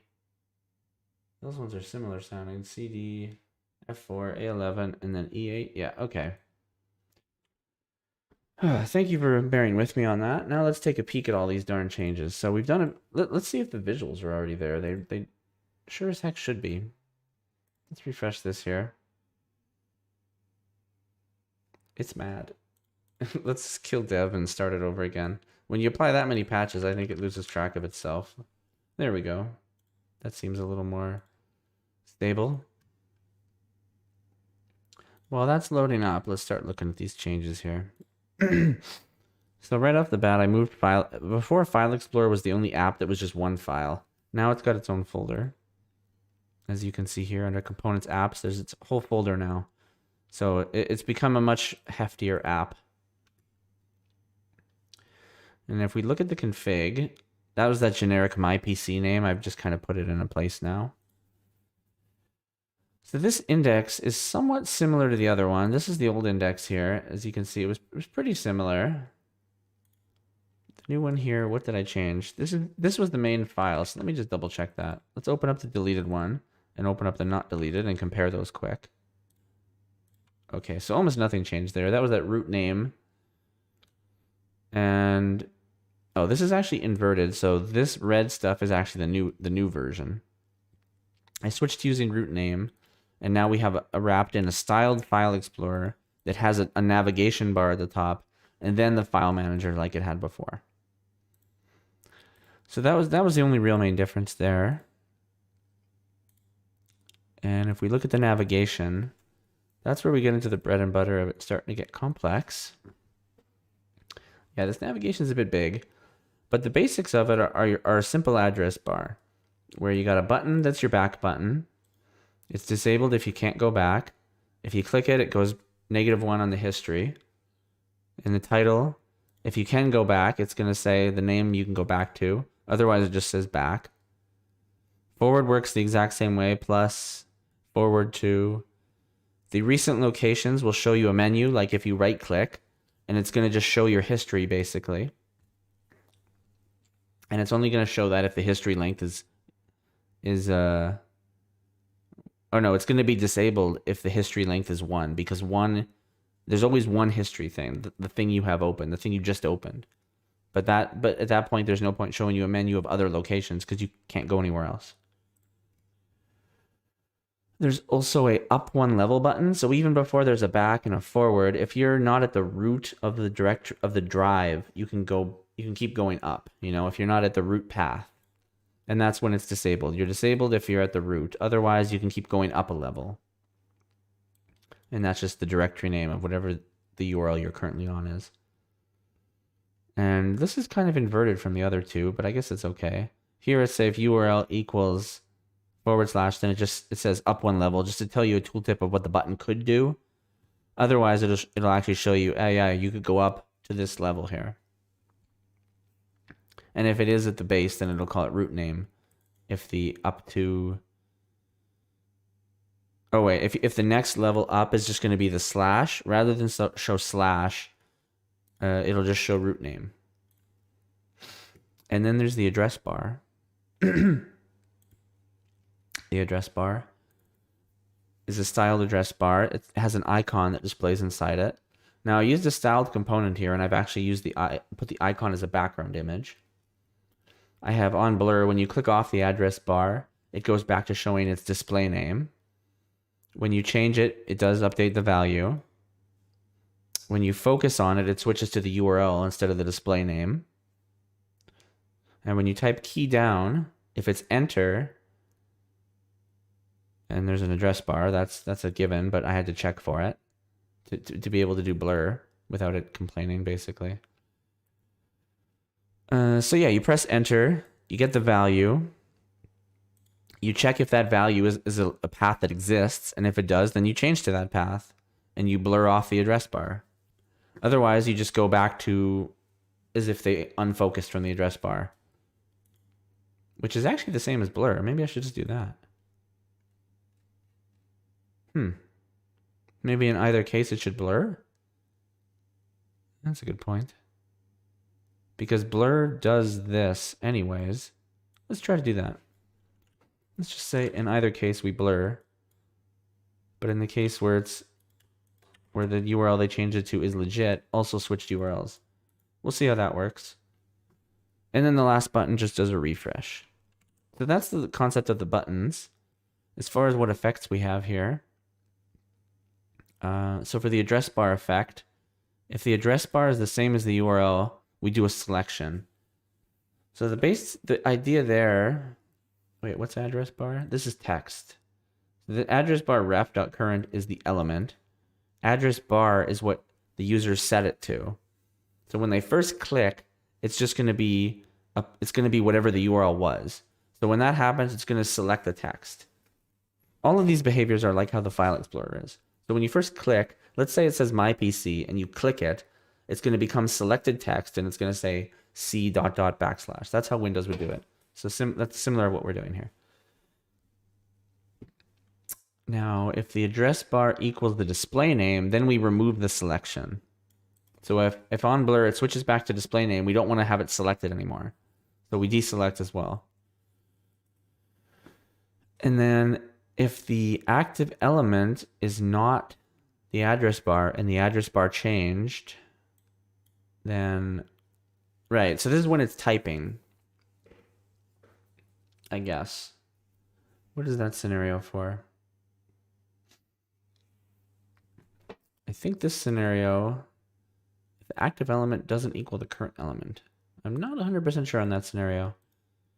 Without changing it, there's some reasoning behind that one. But the idea here is that the address bar is not active, but this was triggered, just showed the display name. I think it's for the initial load. Because this can change many times where this is the thing, and I don't want this to occur. I just want the value to update. Because when you're typing into it, the active element is the address bar. Now here when the URL changes, we update the position of the history. So the position, this is where it gets into how I'm doing the history and the move back, move forward thing. That took a little bit of thinking to figure out a way to do it. So the way that I'm doing it here is when the URL changes, we up the position. So the position is like where it is in the history right now. So if the URL changes, you change the history. So we want it to be, does this make sense? Position 1? Or should it be history.length?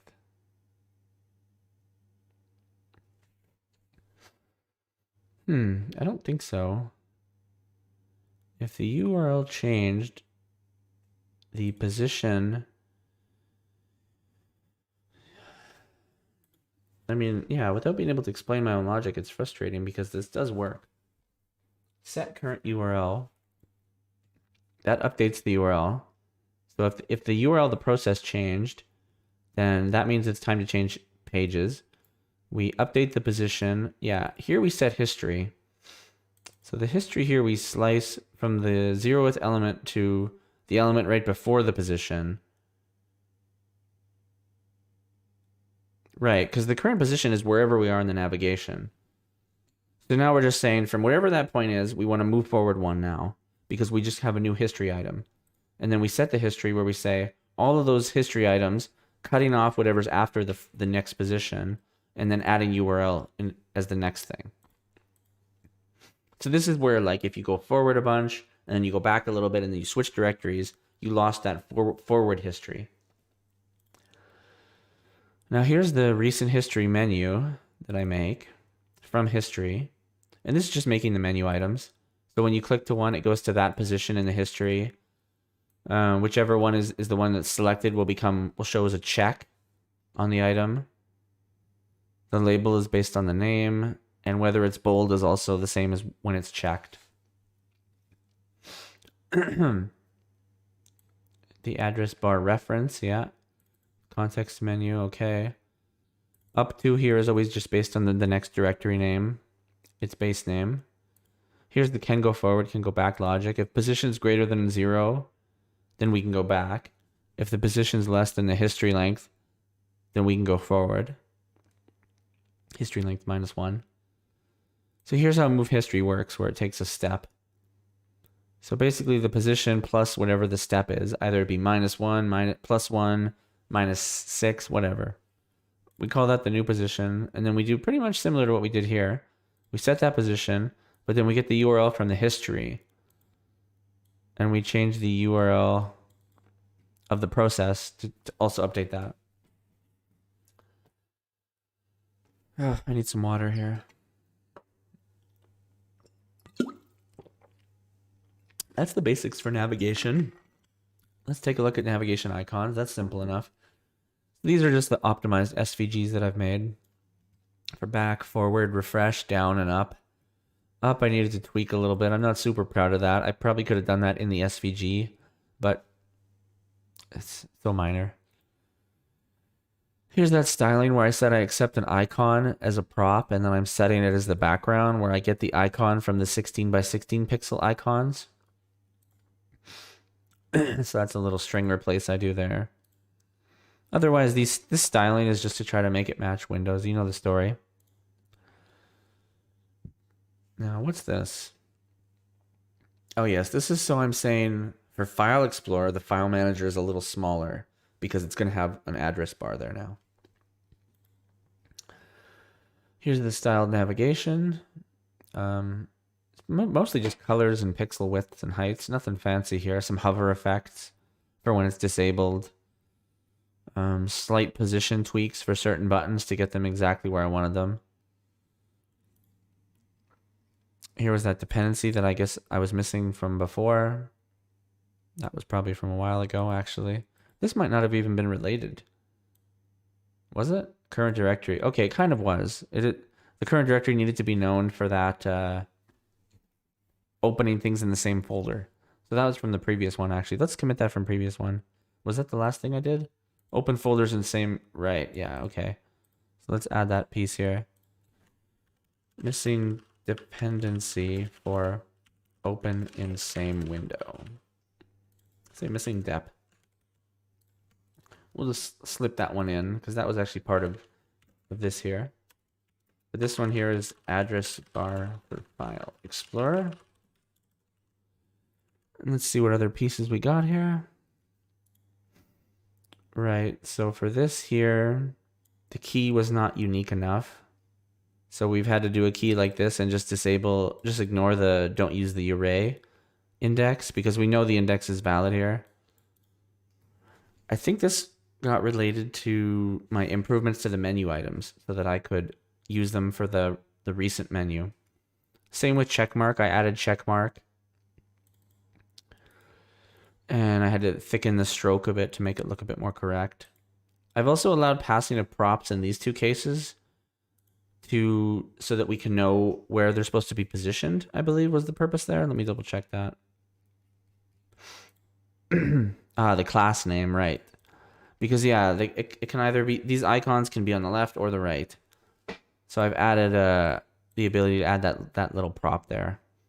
There's probably a few ways this could be done, but it got a bit tricky and this seemed like an easy little quick fix, so I've just gone with that for now. Cheap and dirty, so basically just added check mark. I've made the primary coloring a little thicker even yet. 800 was too much, but 700 was about right. So here with the left, it's 8 pixels to the left. On right, it's 8 pixels to the right. This needed the slightest bit of tweaks for an icon. That actually could be also another little piece that's separate. Let's just say, because that was for these on the title bar of a window. There's an icon, and if you shrink the window as small as possible, it was 1 pixel too wide. Make window width. Let's say minimum window width should be -1 pixel. Yes, that's all that this was. Yeah, that was another minor one. Slip that one in there. And then go back to this. Where were we here? We just did that. This was the last piece here. We're just adding checked. Okay, so let's check it out. Let's finally check out this thing.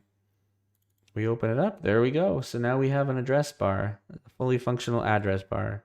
So we open there. We hover over here. You don't want to see the tooltips, but it says back to my PC. Click that. It goes back to my PC. You see the up to we can go for going to back in path. So if we, let's say, open up public here, even though there's no back or forward, I can do up to go to the previous directory. Go to public. I can see here from the recents, and I can look at the list there. Pick users, public. I can also type in something in the address. Let's say I want to go to /music. There we go. I can refresh this here. It's not perfect. There's still a few tweaks I need to do that I've got noted in some places. But it's a step in the right direction. So that is my attempt at an address bar for File Explorer. Address bar for File Explorer. That was like 7 commits, 8 commits, 10 commits. It was a lot. That was this entire day of commits. Okay, so something with Git complained again. Let's check it out. What now? Got some linting issues. Oh, now styled lint is complaining. Okay. This is something I missed last time because styled lint was broken. Now it's not broken. Let's see, because I actually did fix this. Let's go back into the code here where I fixed this. Upgrade style lint here. Yes, I had to change this. So let's just go and change that. That's the styled navigation.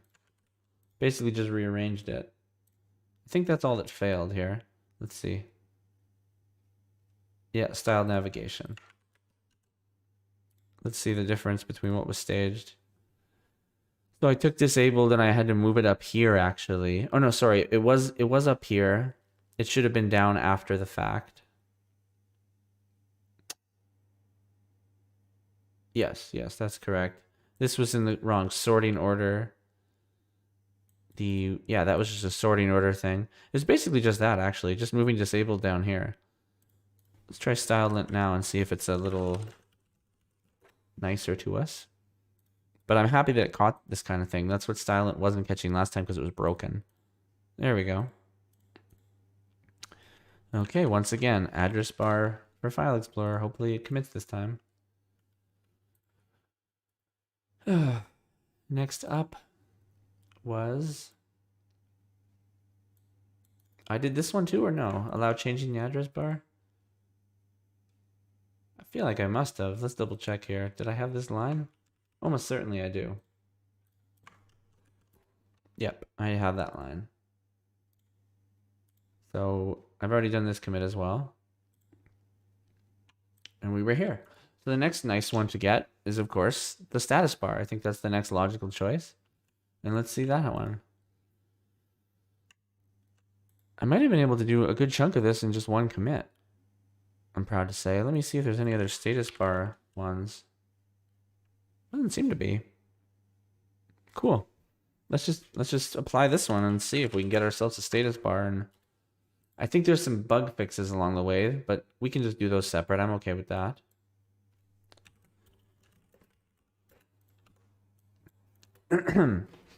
So we'll say status bar for File Explorer. There we go. Same. Oops, not in search. Here we go. So first thing in File Manager, I've allowed status bar to be optional. So for the desktop, it's not going to show a status bar. The status bar component is separate. We'll discuss that in a second here. I've also had to add this to the calculation. So now the file manager within File Explorer is smaller on the address bar and on the status bar. So it's a little shrunk. Again, that's the component. We'll get to that in a second. So blurring the entry here, that was important after you change URLs, because that would allow it to not still say selected. So if I double clicked an icon, it would switch the folder, but it would still think that was selected. So I had to blur it.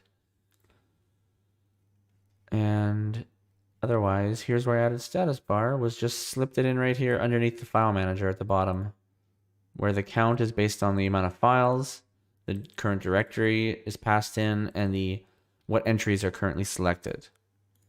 Now let's take a look at the status bar itself. So the HTML for it is just a styled status bar that's a footer element. And the first thing it has is the total item count, either item or items with an S.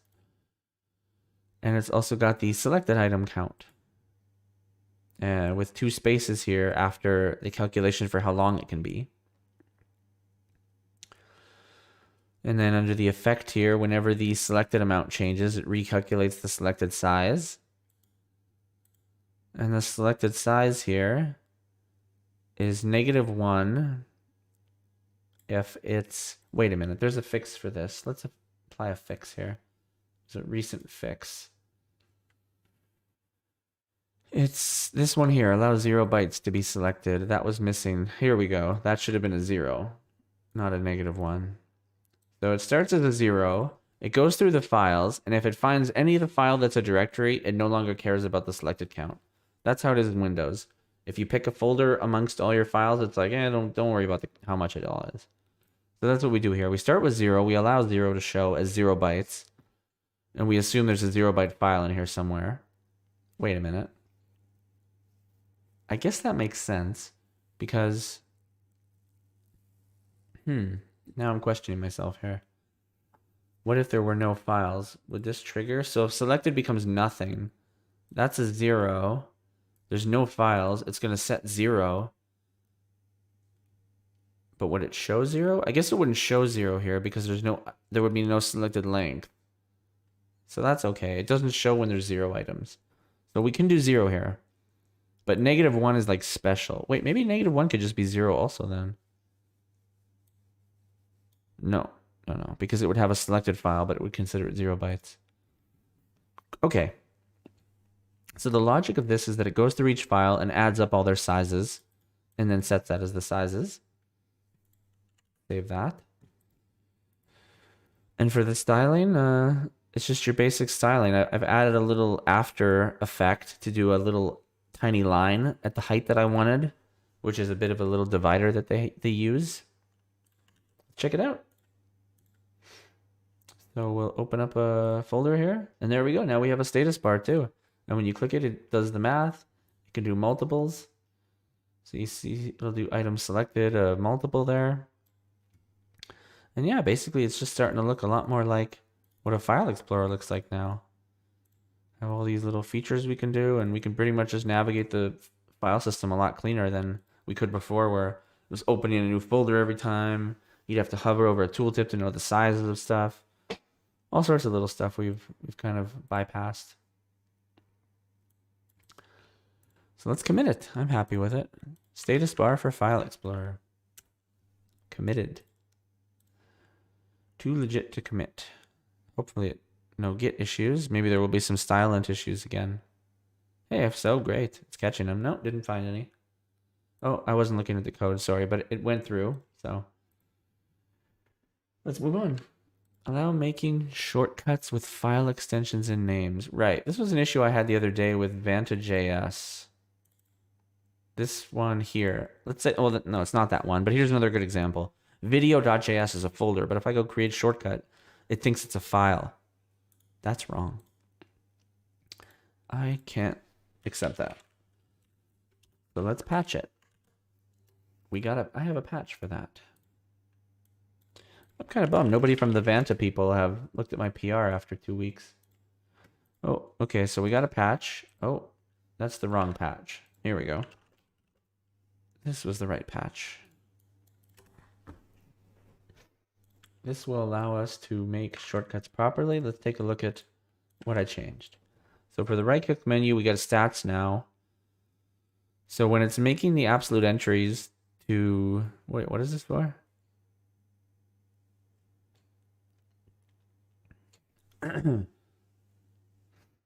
This is for deciding whether... Oh, this is just to fix how create shortcut works?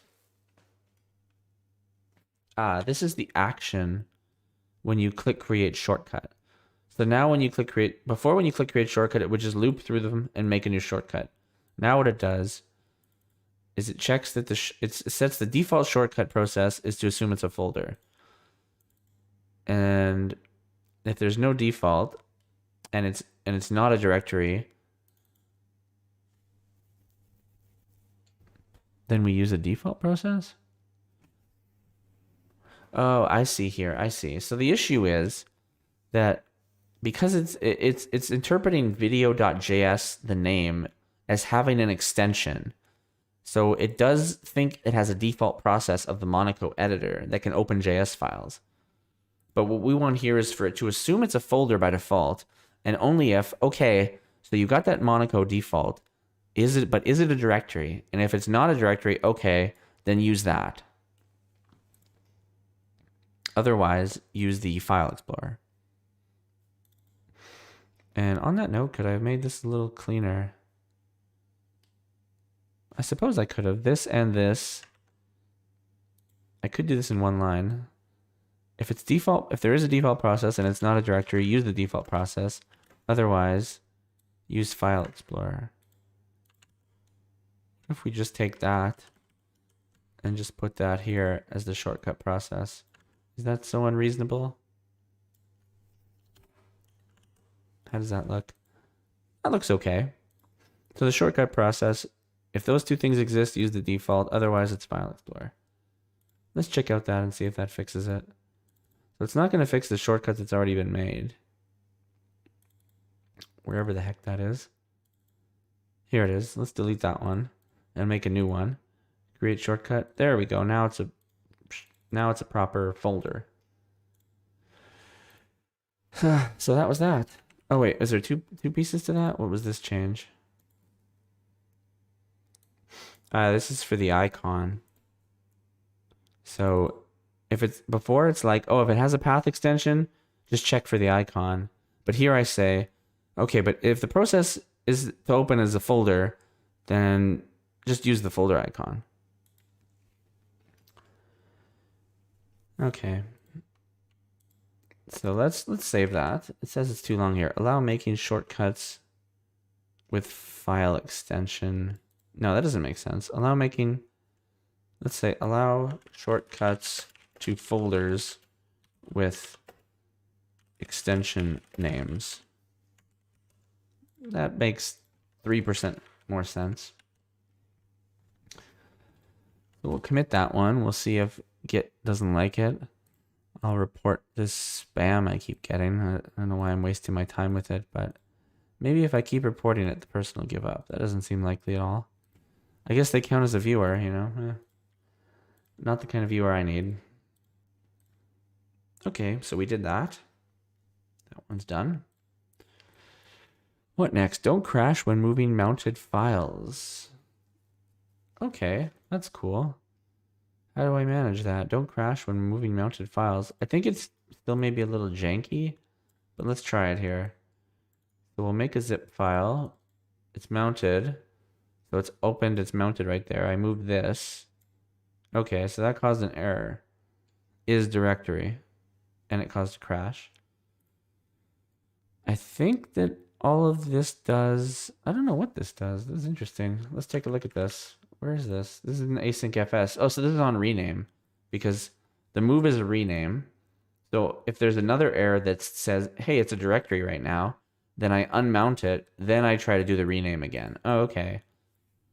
I don't know if that's going to completely solve the problem, but let's... I have a feeling that we won't close the folder. So So that might be a follow-up thing we can do for next stream. Line 85. That here?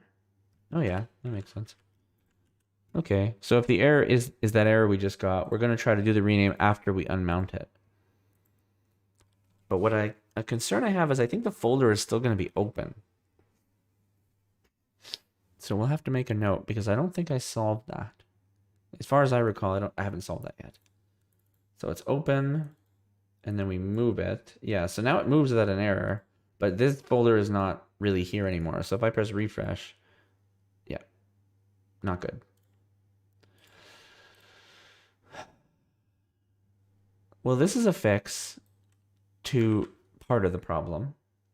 So we're going to commit that. Don't crash when moving mounted files. That is correct. But what we need to put here is close open file explorers when unmounting. When unmounting. That's all I need to put. That's clear. Okay, we'll move on because I don't think I fixed that. Don't let lint tools upgrade for now. No, that's... Oh, yeah. I ended up reverting that. So stylint is the only one that was successful, it looks like. Next.js, so-so. Only reuse file order on same directory. What is this about? Oh, yes, this was another issue that I'd noticed.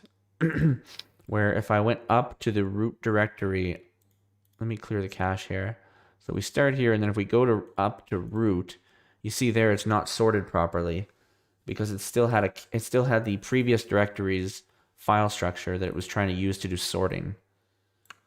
So this is another little piece that I didn't fix in my address bar change. I don't know if this is address bar related. I guess it's not, honestly.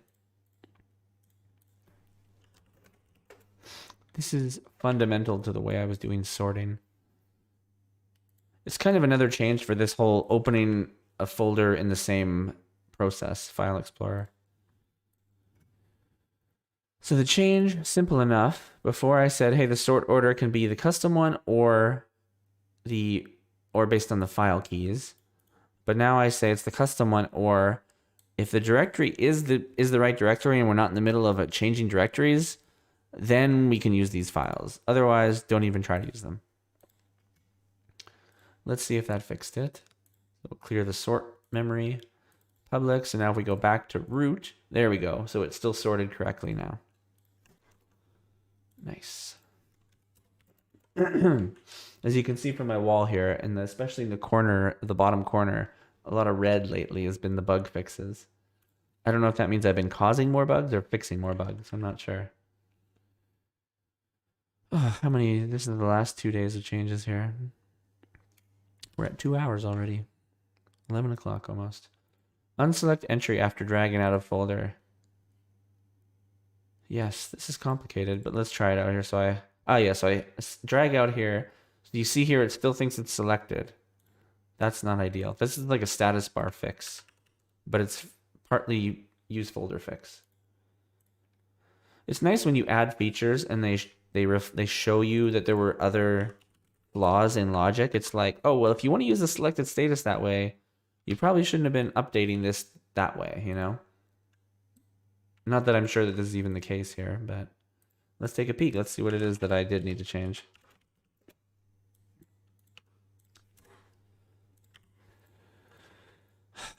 So for use folder, what have I changed? Not too much, nice. So for update files, when it's a rename or a move, I get the old name, so that's cached. That's a very minor change. Oh, it's basically just this. That if it's about to be deleted, blur the entry first. So get rid of selecting it, then delete it. That was actually a really simple change. Let's take a peek at it. So now it's selected, we drag out. There we go, now it's not selected anymore and the count updated. That's nicer. Unselect entry after dragging out of folder. Don't mind if I do. And I tweaked the reusability of that variable, but not worth mentioning that. Fix trying to calc moved files. What's that mean? Huh. Oh, I think this was a bug for if I had a bunch of files selected and I try to move them. Let me try that. Try to move just 2 should be enough. So I take 2 of them and I move them here. Yeah, there we go. It gets confused because it tried to do statistics on a bunch of them and it just didn't have time to do it. So this one actually is a status bar fix, I think, but let's take a look at it. I mean, I say but like it matters. The status bar fix, and we got to take a, oops. My right click pasted some gibberish in there. No! How could that be? Patch does not apply. Did I already apply it? No, I didn't already apply it.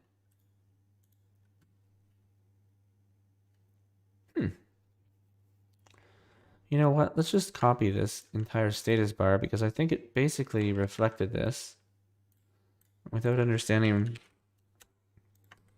what the heck that's talking about. Take a look. Okay, so to me it looks like the patch should have worked, but hey, whatever. Probably because it didn't like this because I changed this. Oh, darn it. Sorry, I hadn't switched to the code.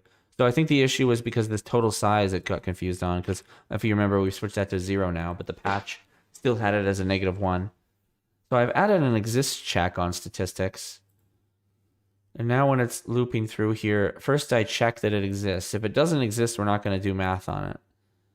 So simple enough. That was just a little protection there from that. Let's take a peek and see if it fixed it. Of course, the famous Next.js restart that's so slow.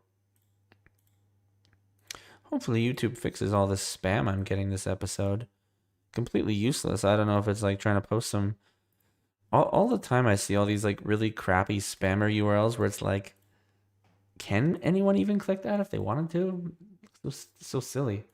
Okay, let's try this now. Take 2 things, drag it off. There we go, no error. So that was fix trying to calc moved files. Yeah. That was a status bar adjustment. Now, I adjusted the default window size. I think it's probably time. I've gone 300 by 315. Let's do that. 300 by 315. And one of the reasons I've done this is because the address bar and the status bar have made the File Explorer, which is the most popular window, a little bit smaller with that default size.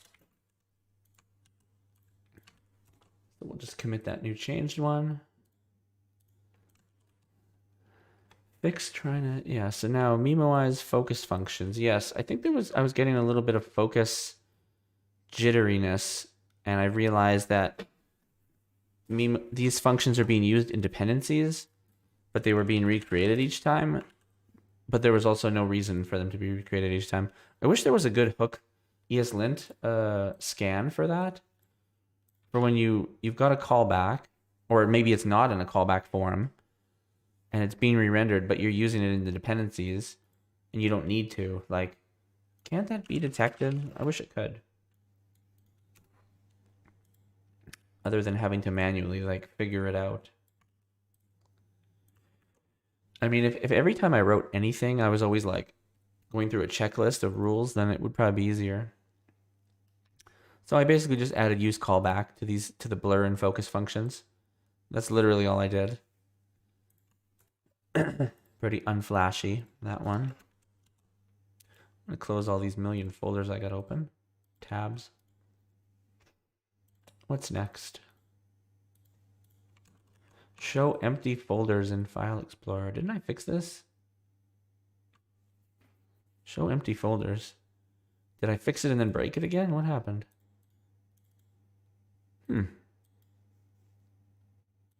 That's weird because I thought I fixed that. Let's take a peek at this. Show empty folders in File Explorer. Could that be when I switch to empty folders? Maybe that's the issue. Let me try that. I'll go here, desktop, and then empty folder. Oh yeah, okay. So switching to an empty folder is broken right now. I should specify that. Let's go here so we can get to it. Here it is. So we'll just add that else condition on there.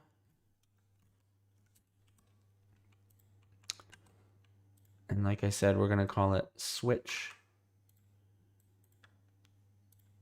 I'll just switch to empty folders. Allow switching.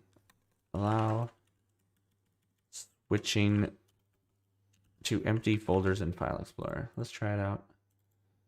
So public, desktop, new folder. There we go, although it still caused an error. Let's ignore that because it didn't actually break things, but I'm not happy about it. Let's see if we can recreate that actually. If it happens again, I'm going to make a note. Public, desktop, new folder. Okay. So it is working now, but it's causing some kind of error. So I'll make that for follow-up. Switching to empty folder causing error. Now it's possible I might have actually fixed that because there's something related to leaving the public folder that actually causes an error. Maybe I'll make a note. Or was it the leaving public issue? Question mark. There we go. Allow switching to empty folders in File Explorer. What next? Only update parent or open path. Ah, yes, this is a nice one because I was getting too much refreshing going on. And it was because of this logic I had here for what's a relevant path. And it just wasn't correct, basically. So let's take a better look at it and see what I've changed it to. Hopefully I don't end up changing this too many more times. This is the kind of thing I want to have tests for, but at the same time, I'm still not even sure what the correct result is half the time. As far as like how I want it to look, how I want it to work, what use cases there are. So before it was saying if it's the watched folder or if it's the parent of it. Now I just say only if it's the watched folder, but then I also do this parent path check. Very specific to, is the parent path currently a file watcher? So is it currently open somewhere? Okay, then add that too. And actually I could add it right here, couldn't I? No, let's just do it this way. So then I combine them here. So I have the relevant paths and also a parent path. And the parent path is only used when I can see that it's already an open watcher. Other than before where it was just like blanket clearing a bunch of stuff that most of the time didn't need to happen. So we'll see how that works until it doesn't. One day I'm going to make tests and I'm going to see a lot of stuff that probably doesn't work the way I expect. But it's surprising how often you can kind of use the thing and not run into some problems that once someone points out to you, it's like, hey, I can't do this. And then you just see it all the time. You're like, how did I ever use the thing without it doing that? Keep current directory state in file manager. I think this is just me migrating it out of where it was. Let's double check that. It might have not made as much sense where I'd put it. And I tried to centralize some stuff. Good old refactoring, as they call it in the trenches. What did I do here? So for use folder, I've added a reset files. And instead of the folder itself keeping track of its current directory and doing the resetting and having the, hey, am I switching? Use this. I don't keep that logic here. Yeah, so it's been able to put this back to how it was originally, kind of a little cleaner. But now I have this reset files thing that I can go into the use folder and say, clear the files. I want to start fresh. And then that's what I do here. So if the folder is changed, I clear the files, and then I set the new URL, which kind of triggers all the rest of the stuff. But if it's not cleared, it was giving me that same sorting headache that we had earlier. But this solves it, so we'll go with it. And just for the heck of it, we could also run a test here at this point. to make sure we haven't broke anything. We can run a few things here. We'll run ESLint, we'll run stylint, we'll run prettier, and we're running the test. And we'll close these two. We'll see the results of these windows here. So stylint passed, prettier found, test fine, good, good, good, and hopefully good. Not so good. What happened here? Oh, now it hates the camel case again. Oh, right, because I went back to ESLint 7. And I guess in ESLint 7, they still cared about camel case. Okay. Well, let's put that back then. Ugh, to get properly warned, I actually have to close VS Code. So let's do that. Let's close VS Code. Switch back to the browser for a second. Open VS Code. Let's see what the next change is anyways. I just committed this, I think. Didn't I? Yeah. Did I? No, I'm not sure I did. Oh yeah, keep current. So I did. Let's open the dev environment. Oh, switch back to code properly here. Oh no, my code thing's not switching back properly. Let's try this. Switch here, switch back. There we go. So we're back in the code. And now when I go here, I see the error again. So we're going to have to put this back the way it was before. Got to re-ignore stuff now. Re-ignore camel case issue in ESLint 7.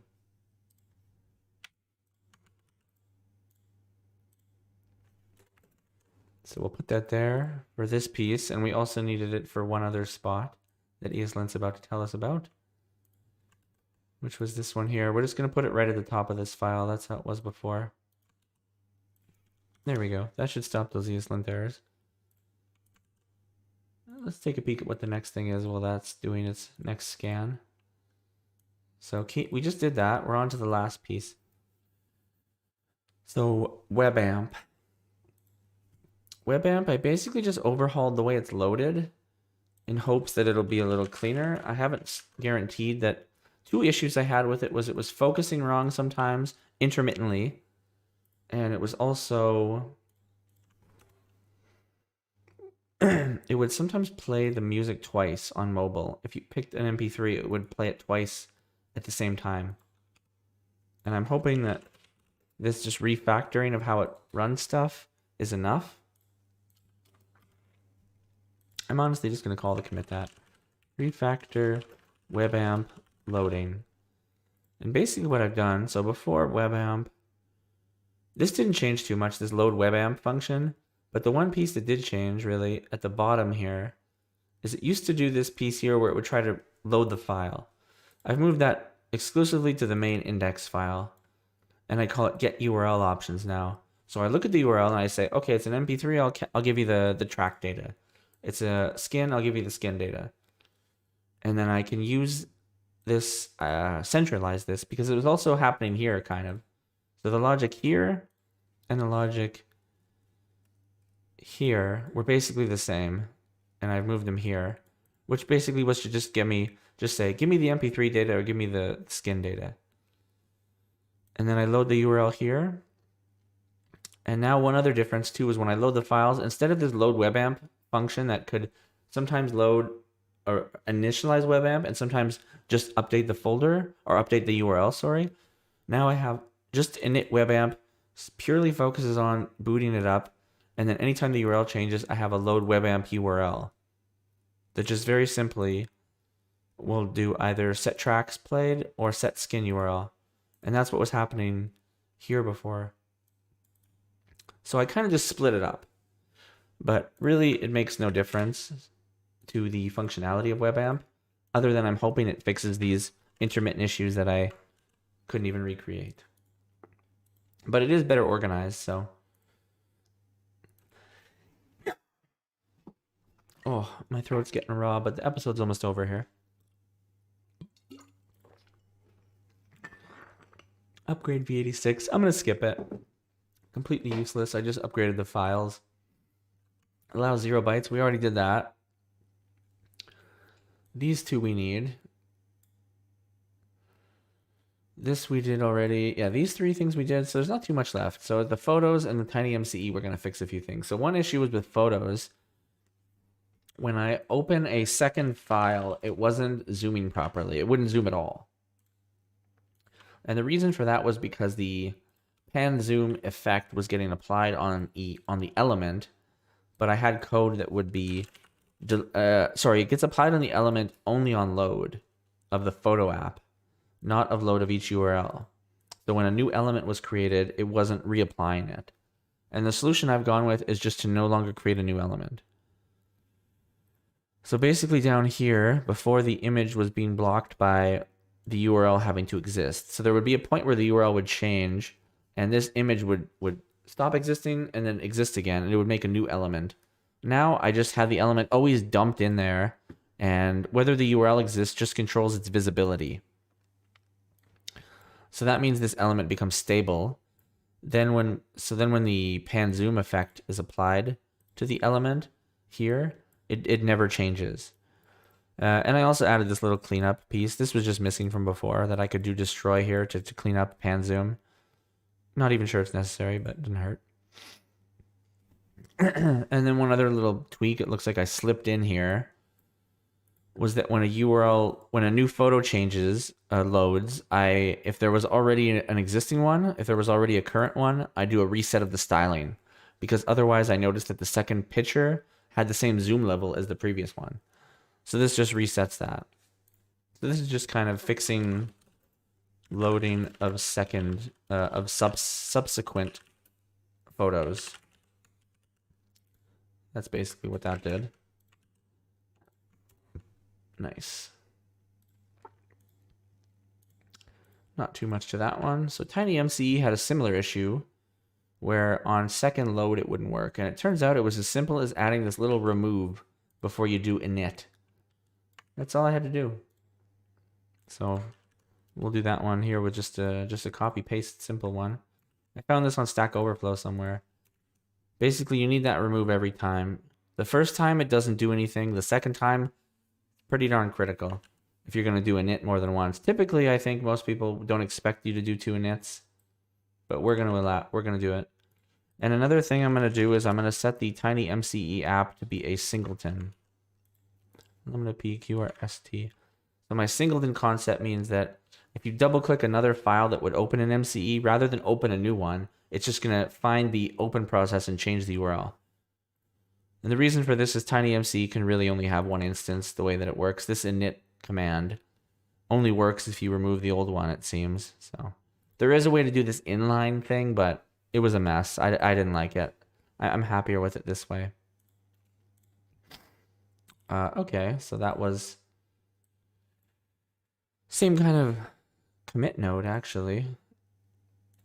Fix loading subsequent TinyMCE instances. There we go. Fix that. And then what was this last little tweak here? Adjust entry styling for File Explorer. Right, this was just some minor things involving the hover effect that I noticed, and about the spacing a little bit. Is that the hover effect on File Explorer doesn't have a border, and there's a little bit more spacing on the top left of the container element. So pretty minor, sounds like. But yeah, so I just removed border on file entries when we're in File Explorer, and I've also tweaked the column gap a little bit on the File Manager. So that's those. And now that I've applied all these, I think I've actually just done all the commits for today, but I want to obviously take a peek at the work and make sure some of those changes we did that we just did quickly involving the status bar and everything are okay. This we already did. Stylint, we're okay with that. ESLint we're not okay with in the end, so we've gone back anyways. So yeah, all these things were kind of wrong in the end.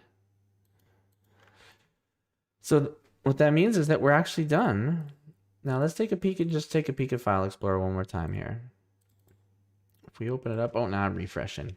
Let's also switch zoom level back to 100%. That's the most correct pixels and everything. Looks a little smaller from a sharing with people point of view. Okay, let's take a peek at it here. So we open up File Explorer. There we go. That looks pretty cool. It's starting to look a lot better. We got the things here. We can switch through here. Can do that. You can drag stuff off. You can do all sorts of rando stuff. You can open binary files.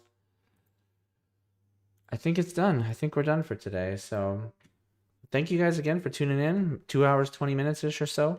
If you like this video, please throw me a like. If you want to motivate me, support me, follow me, any of that kind of stuff in the positive sense, then feel free to subscribe because that's helping me as well.